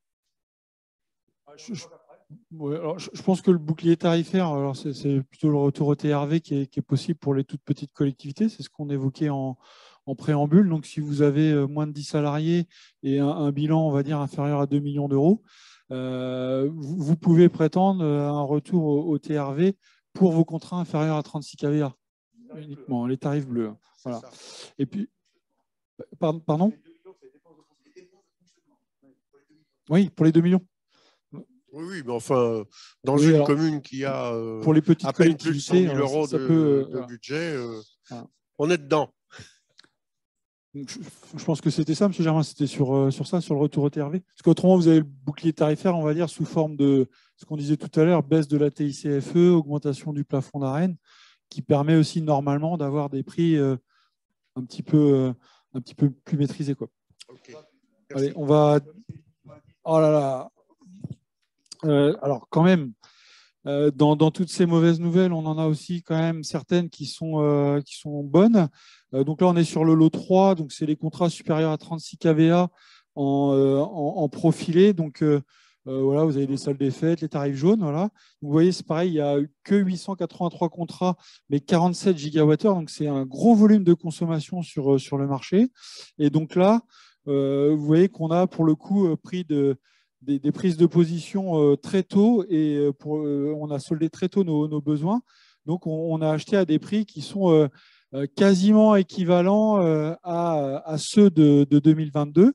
Et avec le jeu des coefficients, on arrive même à faire baisser le prix de fourniture. Donc, pour ces contrats-là, vous aurez un impact sur la facture plutôt positif puisqu'on devrait la réduire de 5 à 10%. Pas de surprise, en tout cas, sur le lot 3. Donc, c'est quand même intéressant. Je vais quand même pondérer les propos d'Alban. Ça, c'est 2023. Hein. On a acheté aux alentours de 40 € le mégawatt. Hein. 2024, on est à 500. Hein. C'est-à-dire que si on achetait tout de suite, on aurait x10, 1000% sur l'électron. Hein. Alors, un peu moins sur la facture, Mais ça veut dire que 2024, ce lot-là, il est exposé. Il est exposé, ouais, tout à fait. 2023, c'est une bonne année, ouais. Mais 2024, la marche entre 2023 et 2024 va être haute. Voilà. Le lot 4, donc c'est les gros contrats là, qui sont télérelevés avec EDF. On a la même problématique que sur le lot 1. Donc potentiellement une augmentation supplémentaire de 10% par rapport à celle que je vous propose ce matin. Donc voilà, on a une part fourniture qui augmente de plus de 80%. Donc un impact sur la facture qui est de l'ordre de 25 à 35% selon le profil de consommation. Voilà. Ce qui est important, mais je suis même presque désolé de le dire, mais ce qui n'est pas si mal que ça quand on voit ce qu'il y a sur d'autres lots, quoi. La gare évoquait x5, vous voyez, là on est sur 30%. Quoi. Ouais. Voilà. Alors après, c'est là où ça devient vraiment compliqué, c'est que compte tenu des difficultés qu'on a rencontrées avec EDF au lancement du marché subséquent numéro 2, on a été obligé de relancer des petits marchés en urgence, on va dire, à des périodes très proches des échéances, donc octobre, novembre, où là, vous avez à la fois des prix très élevés, pas la possibilité de négocier et pas d'acheter par anticipation. Donc en fait, vous avez toutes les planètes sont alignées pour que vous payiez cher votre électricité. Et donc là, on a pris aussi de plein fouet tout ça. Et donc vous voyez par exemple que sur un petit lot inférieur à 36, donc là c'est un marché spécifique, on a une augmentation de 140% de la facture. Donc ce qui est quand même assez... facture qui était déjà haute en 2020. Qui était déjà haute, ouais, voilà. Marché subséquent numéro 4, c'est la flexibilité avec Plume. Donc là, on augmente de 80% la part fourniture. Ça fait plus 30% sur la facture. Et puis en gaz naturel, avec Équateur, on a un marché aussi, pas beaucoup de contrats, 34, mais là, vous voyez où les prix explosent aussi, la facture est multipliée par 2. Alors, c'est peut-être un peu compliqué pour vous, là, comme ça, de vous dire où est-ce que je me situe, est-ce que moi, je suis impacté pour tout ça, ouais, je vois pas trop. On va vous dire. Alors, bon, c'est pareil, on avait un avenant qui a été signé toute fin décembre, 28 décembre 2021 pour 2022, avec des prix qui étaient stratosphériques, où là, on a beaucoup œuvré avec les membres qui, forcément, nous ont fait part de leur insatisfaction sur les prix négociés. Et donc, on a travaillé pendant quasiment 8 mois, on va dire, avec le fournisseur pour essayer de trouver des solutions. Et là, on a trouvé une issue plus que favorable, puisqu'on arrive à réduire de 30% les prix sur la facture pour ce petit lot, mais qui concerne des contrats. C'était plus qu'un caillou dans les chaussures des membres, je regarde Mme Rossi, qui étaient membres concernés. 120 000 €. Ouais. Alors, on vous donnera les liens, etc. Mais ce que je vous disais, vous avez la Creux qui, tous les mardis, publie en fait une sorte de petit tableau qui vous donne les prix de référence par type de client et par, on va dire, type de contrat. Donc là, c'est les tarifs bleus, jaunes et puis verts. Donc voilà, on vous dit en gros, un tarif bleu aujourd'hui, ça se négocie pas trop mal si vous êtes à 573 € le mégawattheure. C'est ça que ça veut dire. Nous, on était autour de 50, 70. Il y a un an. La petite conclusion, mais bon, je pense que tout le monde l'a bien compris. 2023 a intégré ces hausses-là qui sont déjà substantielles. Provisionner éventuellement pour EDF pour ne pas avoir de mauvaises surprises et une obligation de faire éventuellement des DM en cours d'année. Et puis, on vous le dit dès maintenant, on va revenir vers vous, mais si les choses ne bougent pas aujourd'hui, c'est 2024 qui va vraiment être très, très préoccupante comme année en termes de dépenses énergétiques. 2024 va vraiment, vraiment faire mal. Bon, voilà. On le dira peut-être en conclusion, mais il faut vraiment s'intéresser aux actions qui vont vous permettre de réduire durablement vos factures, parce qu'on ne sait pas ce que ce sera demain, quoi. Alors, pour savoir si vous êtes concerné par tel ou tel lot, si vous n'avez pas en tête les marchés, etc., ce qui est normal parce qu'il commence à y en avoir quand même beaucoup, je vous invite à aller sur le site du syndicat. En haut à droite, vous avez un petit onglet, enfin un petit logo qui permet de vous identifier sur l'espace adhérent. Donc là, vous cliquez dessus. Quand vous cliquez dessus, il y a une petite fenêtre comme ça qui va s'ouvrir et on vous demande votre identifiant et votre mot de passe. Ça, c'est des choses qui vous ont été données quand on a lancé l'accord 4, donc ça date de 2019-2020. Si vous ne les avez plus, vous nous envoyez un petit message sur la boîte énergie ou vous nous appelez. Il y a Nathalie qui n'est pas très loin, elle est cachée tout au fond. C'est elle qui vous les renvoie. C'est assez souvent. Donc n'hésitez pas, vous ne serez pas les seuls. On vous redonne vos identifiants, ça vous permet d'accéder, on va dire, à l'espace adhérent. Sur cet espace adhérent, selon que vous soyez une collectivité ou éventuellement une structure autre qui n'a pas forcément de compétences transférées au syndicat, vous aurez des pavés différents. En général, vous avez un pavé « Consultez vos informations » et dedans, vous avez les groupements d'achat. Donc, vous cliquez sur « Consulter vos informations » et là, vous allez avoir une partie énergie avec dedans les groupements de commandes. Tout ça, vous l'aurez encore une fois, on vous met le diapo à disposition. Dans cette partie groupement de commandes, vous avez une page, vous pouvez la faire défiler et à un moment donné, vous retrouvez une indication. Pour retrouver les lots qui vous concernent et les pièces de marché correspondantes, cliquez ici. Quand vous cliquez sur ce lien, ça va vous ouvrir, ça va télécharger un fichier Excel qui va se mettre en bas à gauche de votre écran. Ce fichier Excel, vous l'ouvrez et quand vous l'ouvrez, on va vous demander d'intégrer, de renseigner le nom de votre collectivité. À ce moment-là, parce qu'il y a des informations qui concernent toutes les communes, on a sécurisé un petit peu l'outil, vous ne pouvez accéder qu'à vos données. Donc, on vous a envoyé un mot de passe là, qui est plus récent, ça fait un deuxième mot de passe. Ce n'est pas le même. Je l'ai mis en rouge parce que souvent, on a des collectivités qui nous appellent en nous disant le mot de passe ne marche pas. Parce qu'ils veulent mettre le mot de passe de l'espace adhérent. Donc, bon, je comprends, ça date d'il y a 2-3 ans pour le premier, l'autre est plus récent. Mais vous avez deux mots de passe différents. Même chose, si vous en avez besoin, on vous les redonne. Une fois que vous rentrez votre mot de passe, ça va vous ouvrir une petite fenêtre comme ça. Vous aurez le nom de votre collectivité et vous aurez, pour l'électricité et le gaz, vos contrats. Donc, vous saurez que vous êtes concerné, par exemple, dans le tableau ici, par le lot 1 et par le lot 3 en électricité et par le lot unique gaz. Voilà. Et vous savez que c'est le marché subséquent numéro 2 pour l'électricité et que c'est le marché subséquent numéro 2 aussi pour le gaz. Là, vous allez retrouver autrement avenant, marché spécifique, etc. Voilà. Vous avez le nombre de contrats, qui est le nombre de contrats 2022, donc ne paniquez pas si vous vous dites, tiens, il en manque 2 ou 3. Quand on remettra les fichiers à jour en fin d'année, vous les retrouverez.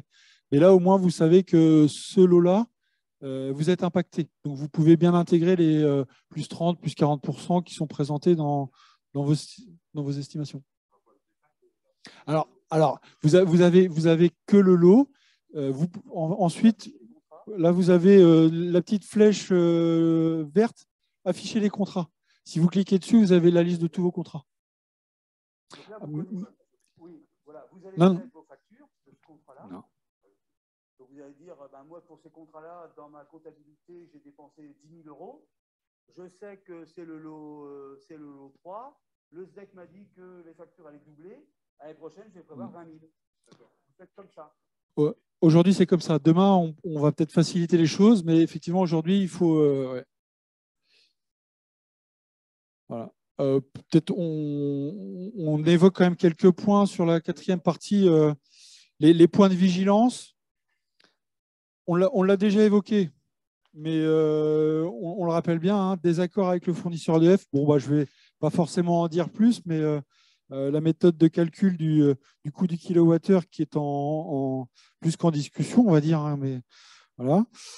Donc c'est pareil, hein, on a discuté avec EDF un certain temps, on a essayé de trouver des solutions. Aujourd'hui, on n'arrive pas à s'entendre, donc les perspectives ne sont pas forcément très bonnes en termes de résolution de l'affaire. Mais Moi, si vous permettez simplement, vous dire qu'il y arrive un moment où, quand on est engagé dans un processus de discussion et que, en l'occurrence, EDF vous défère au tribunal administratif, je n'appelle plus ça de la discussion.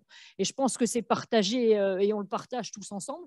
Donc, c'est effectivement à ce moment-là où il y a clairement eu une rupture de la discussion, alors que, je le rappelle, pour les collègues qui siègent au comité syndical, on avait échangé ensemble et on avait délibéré pour justement augmenter cette durée du temps de négociation. Et le remerciement, entre guillemets, c'est le tribunal administratif. C'est une affaire qui nous concerne en tant que coordonnateur, mais qui vous concerne, parce que derrière, c'est vos factures. 2022, c'est 3,5 millions qui sont sur la table. en discussion. Et 2023, on n'a pas le montant exact, mais c'est à minima le double. Hein. Donc, les enjeux financiers sont conséquents pour vos collectivités, vos budgets. Et c'est pour ça qu'on entend de ne pas se laisser faire. Voilà. Donc, bon, bah, voilà. Ouais, alors, sur la flexibilité, c'est important parce qu'aujourd'hui, ce sont des clauses qu'on met dans nos marchés qui nous permettent en fait de faire varier le volume de kilowattheures à la hausse et à la baisse. Encore une fois, hein, on va voir le fournisseur, on lui dit je vous demande d'acheter 100. Au final, les 100, c'est de l'estimation. Vous pouvez très bien avoir un volume de contrat qui va consommer 120, ou si on prend le cas de l'éclairage public aujourd'hui, qui va plutôt consommer 80, parce qu'on va mettre des actions en place.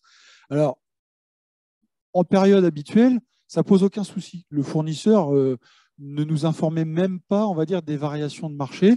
Il prenait les nouveaux contrats, il enlevait ceux que les collectivités lui demandaient d'enlever. Il n'y avait aucun problème. Aujourd'hui, ça, c'est plus vrai. La flexibilité, elle est très encadrée et les fournisseurs ne veulent peu ou presque plus de flexibilité. On a des marchés aujourd'hui, des marchés assez importants, où les fournisseurs nous ont appelés en nous disant « Est-ce que vous pouvez baisser votre flexibilité ?» On va passer de 10 à 5. Sinon, je ne réponds pas. Bon, on a dit éventuellement, on va regarder 5. Pour avoir plus de concurrence, on le fait. 5%. Hein. Et au final, ils vous disent ah, non, la directive nationale, ce n'est pas de flexibilité. On leur dit c'est pas possible. On ne peut pas interdire à une collectivité de supprimer un contrat. Mais en gros, eux, ils disent bah si, ou alors il y a des pénalités parce que vous n'aurez pas consommé ce que vous avez acheté. Donc on leur a dit non, ils ne sont pas positionnés. Et je ne vous parle pas d'un petit fournisseur alternatif, hein, c'est un gros. Hein. Donc les fournisseurs aujourd'hui remettent en cause, on va dire, les clauses habituelles des marchés.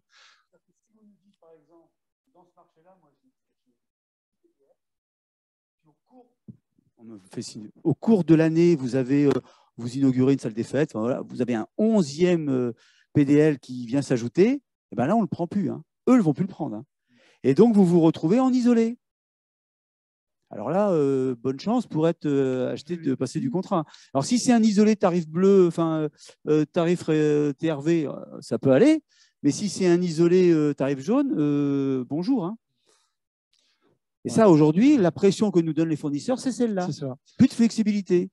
Et en plus… Pendant 1 an, 2 ans. Enfin, vous voyez, c'est enfermant hein, comme règle. Et pour ne pas arranger les choses, on va dire que la flexibilité qu'on avait sur le marché subséquent en cours est sur certains lots déjà consommée. C'est-à-dire qu'on a eu beaucoup d'ajouts de sites en année 2022 et on a quasiment voire plus de flexibilité pour l'année 2023. Donc, on risque d'avoir un problème qui va se présenter pour vos contrats, votre patrimoine, où vous allez avoir des besoins de création de nouveaux contrats et on n'aura pas la possibilité de vous proposer un marché. Ou alors, il faudra en relancer un. Sauf que vous voyez bien, si on commence à relancer un marché à chaque fois que quelqu'un nous dit « moi, j'ai 2 contrats », relancer un marché pour 2 contrats, déjà, on n'est pas sûr que ça intéresse quelqu'un. C'est une consultation qui peut prendre du temps, etc. Enfin, aujourd'hui, on a une problématique avec la flexibilité, quoi. Donc, on a déjà des collectivités qui sont venues vers nous en nous disant on a besoin de créer et puis assez rapidement des contrats. Comment on fait aujourd'hui, c'est pas facile. C'est pas facile. Donc ça risque de s'accentuer encore un petit peu. Pardon. Bonjour. La flexibilité, elle est sur le nombre de contrats et pas la consommation. Elle est sur le volume. Parce qu'aujourd'hui, moi, j'ai ce cas-là, le département du Calvados, donc en termes de mouvement de bâtiment, j'en ai quelques-uns. Mais souvent, on ouvre un nouveau site et l'ancien n'est pas obligatoirement fermé. Le contrat n'est pas résolu, mais on n'a plus de conso. Donc, dans l'absolu, finalement, globalement, ça ne change rien. Si c'est ça, ça change. Mais on a eu le problème, malgré tout. Ils n'ont pas voulu ouvrir les nouveaux sites. Bon, ça, limite, il faut revenir vers nous pour qu'on fasse ce qu'il faut. C'est bien sur la consommation, on n'est pas sur un nombre de On est sur la consommation parce que la problématique, elle est bien là. Ce n'est pas un nombre de contrats qui est important. C'est en gros combien j'ai acheté en volume. Donc, c'est ça qui prévaut, quoi. Mais c'est vrai qu'à un moment donné, il y avait aussi cette ambiguïté dans l'écriture des clauses. Mais au final, c'est bien le volume qui importe. Donc ça, on vous alerte aussi sur ça, parce qu'à un moment donné, voilà, on aura cette problématique à traiter. Et soyez pas étonnés si à un moment donné, on vous dit on n'a plus de place dans le marché, il faudra le faire en direct, de gré à gré, auquel cas, nous, on est là aussi pour, je dirais, vous accompagner, parce qu'encore une fois, on l'a vu qu'une collectivité qui demande seule des contrats, aujourd'hui, ce n'est pas toujours facile.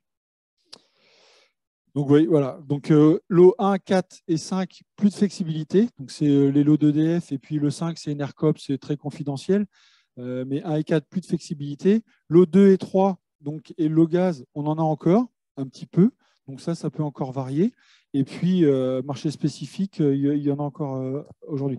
Bon, ce que nous, on va demander de toute façon, c'est aux fournisseurs d'avoir une lisibilité beaucoup plus importante. Aujourd'hui, comme je vous le disais, il n'y avait pas de souci. Donc, limite, ce n'est pas une question, la flexibilité, on ne s'y intéressait pas. Maintenant, ce qu'on veut, nous, c'est être alerté quand on atteint un certain seuil, quand on a 80% du volume autorisé, qu'on le sache, pour pouvoir éventuellement anticiper des actions. Mais ça, on ne pourra le faire que dans le futur marché. Excusez-moi. Alors, moi, mon prédécesseur n'avait pas souhaité se mettre dans le marché groupé. Donc, quand je suis arrivé en 2020, immédiatement, je me suis tourné vers vous pour rentrer dedans. Et donc, comme il n'y a pas de flexibilité, je suis donc maintenant avec Équateur. Et donc, tout à l'heure, vous avez montré les chiffres, c'est pas bon pour Équateur. Concrètement, quand même, j'avais juste une question. Là, on sait ce qui va se passer pour nous pour 2023. Et quoi, parce que EDF, on sait que c'est un cadre jusqu'en 2023 inclus, mais Équateur, est-ce que c'était une année? Comment ça se passe? Alors, si c'est sur le marché spécifique, Équateur, oui, ils sont renouvelés pour 2023. Donc là, vous les avez de nouveau avec l'augmentation qui a été présentée tout à l'heure. Alors, je ne l'ai plus en tête, mais vous avez un fournisseur pour 2023. Après, avec un tarif qui est assez important. Alors peut-être ça permet de rebondir sur ce qu'on disait. On parlait du retour au TRV. Alors, votre commune n'est peut-être pas concernée, mais aujourd'hui, très clairement, on sait que sur certains marchés, les tarifs qu'on a obtenus dans le cadre des appels d'offres ne sont pas intéressants et ce serait peut-être mieux pour certaines collectivités de revenir au TRV. Le problème, c'est qu'aujourd'hui, on a un engagement avec les fournisseurs. On est tenu contractuellement sur un marché.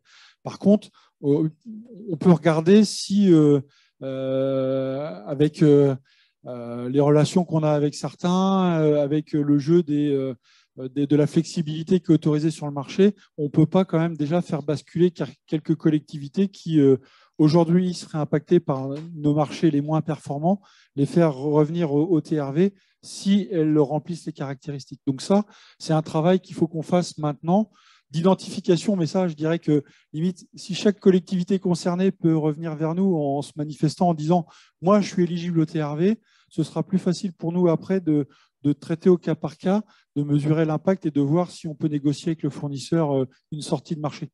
Et donc, ça veut dire que certains pourraient sortir du marché pour aller vers le TRV. Ouais, c'est ça. Ça libérerait de la place pour potentiellement ceux qui sont dans l'Équateur pour rentrer dans le marché. Voilà. Bon, après, voilà, c'est un peu le jeu des chaises musicales, mais bon, on est en train de faire de la broderie, mais on en est là aujourd'hui. Et si on peut faire ça, on le fera parce que c'est toujours mieux pour les finances locales, quoi. Et c'est encore lié là aussi aux discussions que l'on peut avoir. Et on voit bien qu'en fonction du fournisseur, l'exemple qui a été fourni tout à l'heure, aussi bien sur Total Énergie qu'EDF, fait qu'effectivement, la réponse peut être complètement différente. Ouais. Oui, juste, Alban, Philippe Blondin, communauté urbaine Camp la Mer. J'ai eu Direct Énergie cette semaine au téléphone. Je leur demandais un nouveau tarif jaune, ils m'ont refusé. Sur le lot 3, ils prennent plus. Sur le lot 3 ils prennent plus. Ouais, alors ça, c'est pareil, il faut qu'on rediscute. Parce que on a eu le souci avec le service commercial qui est. Parce qu'ils ont des directives nationales qui est de dire plus de flexibilité, sauf que là, on a un marché en cours qui en prévoit. Donc, il faut appliquer les clauses. Donc, s'il y a encore un volume disponible, il n'y a pas de raison qu'il le fasse pas. Une question subsidiaire. À l'entrée de Caen, il y a un petit bâtiment qui est en train de se monter, le Palais des Sports. Comment est-ce qu'on va faire pour prendre un contrat sur ce bâtiment en 2023 ?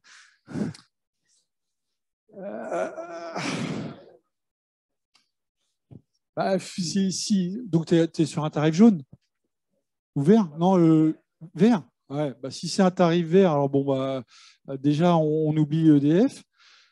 Quoique, c'est pareil. Si à un moment donné, on fait un bilan à fin d'année et qu'il y a eu d'autres sorties de sites, parce qu'encore une fois, nous, c'est dans l'exécution du marché, on n'est pas forcément informé. Mais s'ils font la balance en fin d'année 2022 et qu'il y a un nombre de sites qui est sorti, qui est supérieur à ceux qui sont rentrés, en termes de volume, ça veut dire qu'on peut en réintégrer peut-être 2 ou 3. Donc ça se regarde vraiment au cas par cas. Mais ça illustre bien la complexité aujourd'hui d'ajouter de nouveaux contrats. Hein. Oui. On peut mettre des frontales aux joueurs de basket aussi pour jouer. Mais pour les cas spécifiques comme ça, revenez vers nous en direct et puis on les traitera ensemble. Et puis moi, j'avais une autre question, c'est pour les achats 2024. Est-ce qu'on pourrait être informé des tops que vous allez faire par lot? Ah oui, bien sûr. Dès qu'on prend une position. Oui, parce que si tu veux, là, pour cette année, moi, pour mon budget 2023, je n'avais pas l'information que vous avez acheté l'éclairage public fin juillet. Ouais.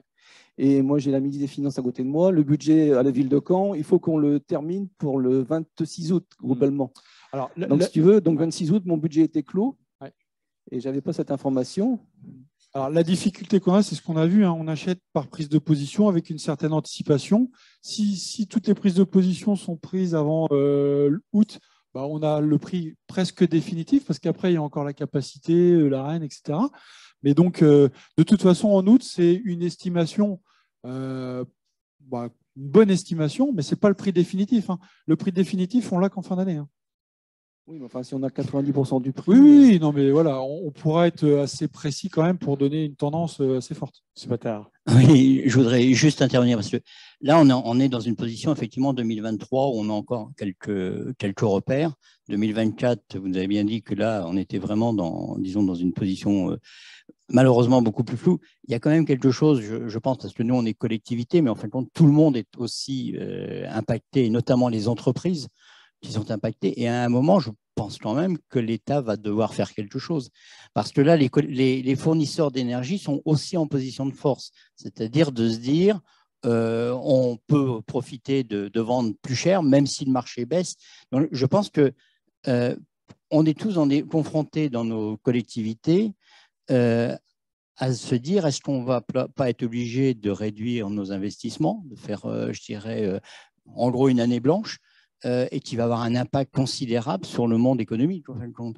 Donc, je pense qu'on est pris un peu, et vous êtes pris aussi en tenaille par les fournisseurs d'énergie, mais je pense, et effectivement, je sais qu'il y a un groupe d'élus qui rencontre le préfet en fin de semaine, la semaine prochaine, mais je pense que le message, il est pour nous élus d'alerter quand même tous nos parlementaires. Et puis, si j'ai bien compris aussi, on est quand même sur parce qu'on parle de chez nous en France, mais dans toute l'Europe, je pense qu'on est exactement dans la même situation. Ou alors, je n'ai pas tout compris, mais j'ai quand même compris qu'on était un peu sur une règle européenne et que je pense qu'on a tous intérêt, alors peut-être en dehors de l'Allemagne qui vend son charbon et je dirais, et son gaz très cher, mais je pense qu'on a tous intérêt à avoir une position vraiment politique de façon à ce qu'on alerte vraiment nos parlementaires. On va, pour nous, collectivités, dans une situation pour certaines, alors ce n'est pas le cas je dirais trop sur la mienne, mais parce qu'on a depuis des années, notre ministre des Finances de l'époque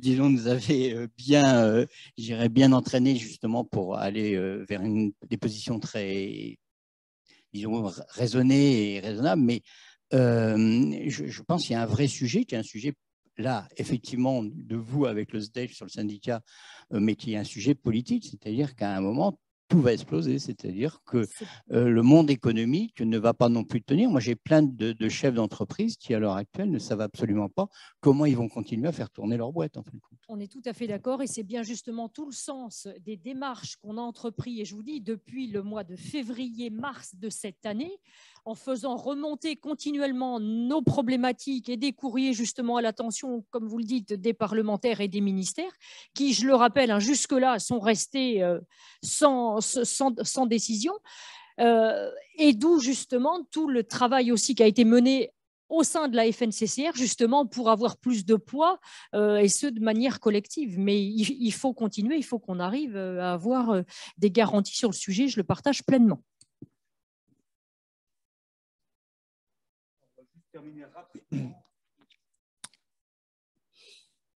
Oui, alors sur la bascule des nouveaux fournisseurs, très peu de changements entre 2022 et 2023, puisque les marchés subséquents étaient principalement sur 2 ans, mais sur les marchés spécifiques, ce n'était pas le cas.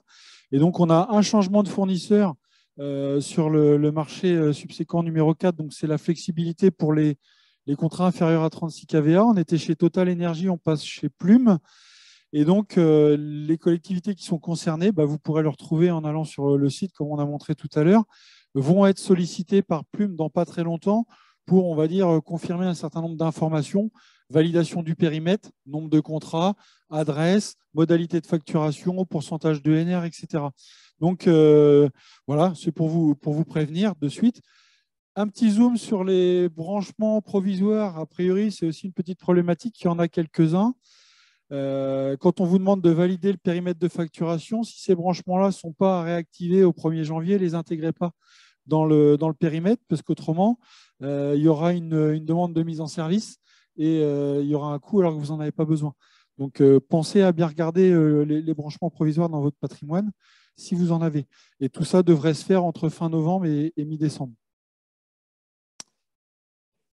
Alors, en perspective, on le disait, bon, voilà, on l'a dit, un 1er janvier 2024, un nouvel accord cadre qui demande à être complètement réécrit, puisqu'on voit bien qu'on a des fournisseurs qui, en fait, remettent en cause. Alors, ce n'est pas de manière abusive, on va dire, mais aujourd'hui, le contexte a tellement évolué que ce qui était vrai hier ne l'est plus aujourd'hui. Donc, il faut adapter nos marchés, ne serait-ce que si on veut de la concurrence.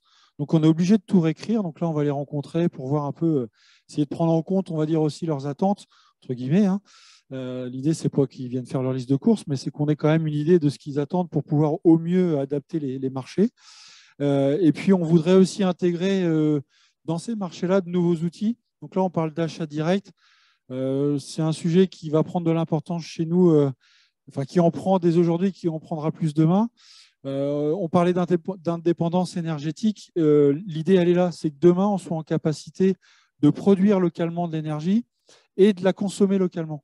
Donc, on pourrait imaginer des centrales qui soient financées par les collectivités sur nos territoires, qu'on puisse acheter l'électricité via le groupement d'achat ou autre, et la réintégrer après dans les consommations de nos collectivités. Et là, les prix seront maîtrisés sur 20 ans à des tarifs qui ne seront pas ceux qui fluctuent sur les marchés. Donc, il y a un réel enjeu demain sur ces sujets-là.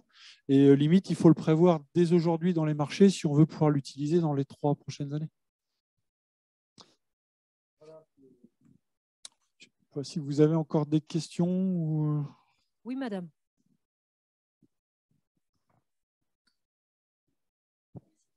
Bonjour. Est-ce que vous avez des éléments d'information sur le bouclier tarifaire pour les EHPAD publics? Parce qu'on a eu une information en ce sens de la Fédération hospitalière de France. Je sais que c'était demandé. Alors moi, j'ai en tête une information. Voilà, c'est M. Bredin qui trépignait qui va vous dire.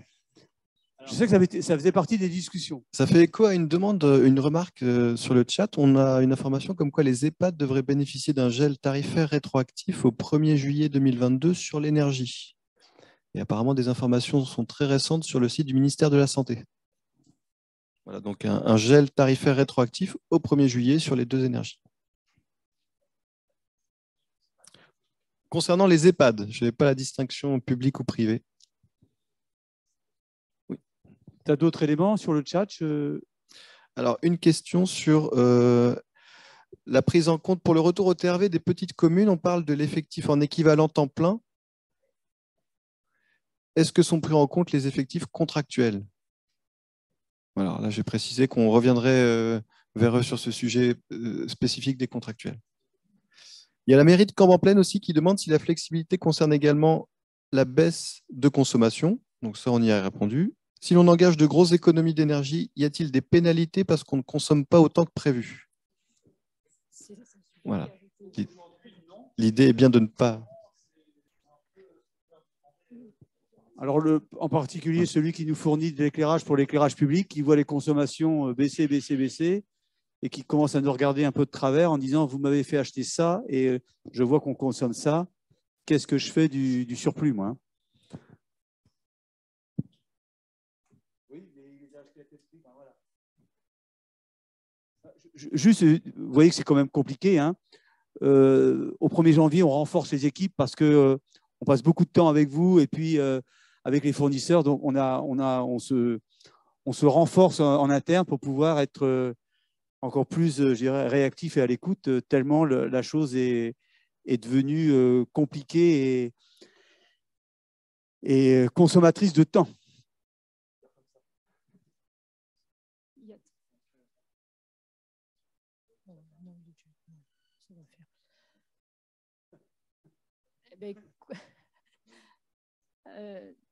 Écoutez, je vous propose de conclure cette matinée, vous remercier à nouveau de votre présence, vous dire que nous sommes vraiment à votre disposition. N'hésitez pas à revenir vers nous si vous avez des questions spécifiques sur tel ou tel marché ou telle problématique.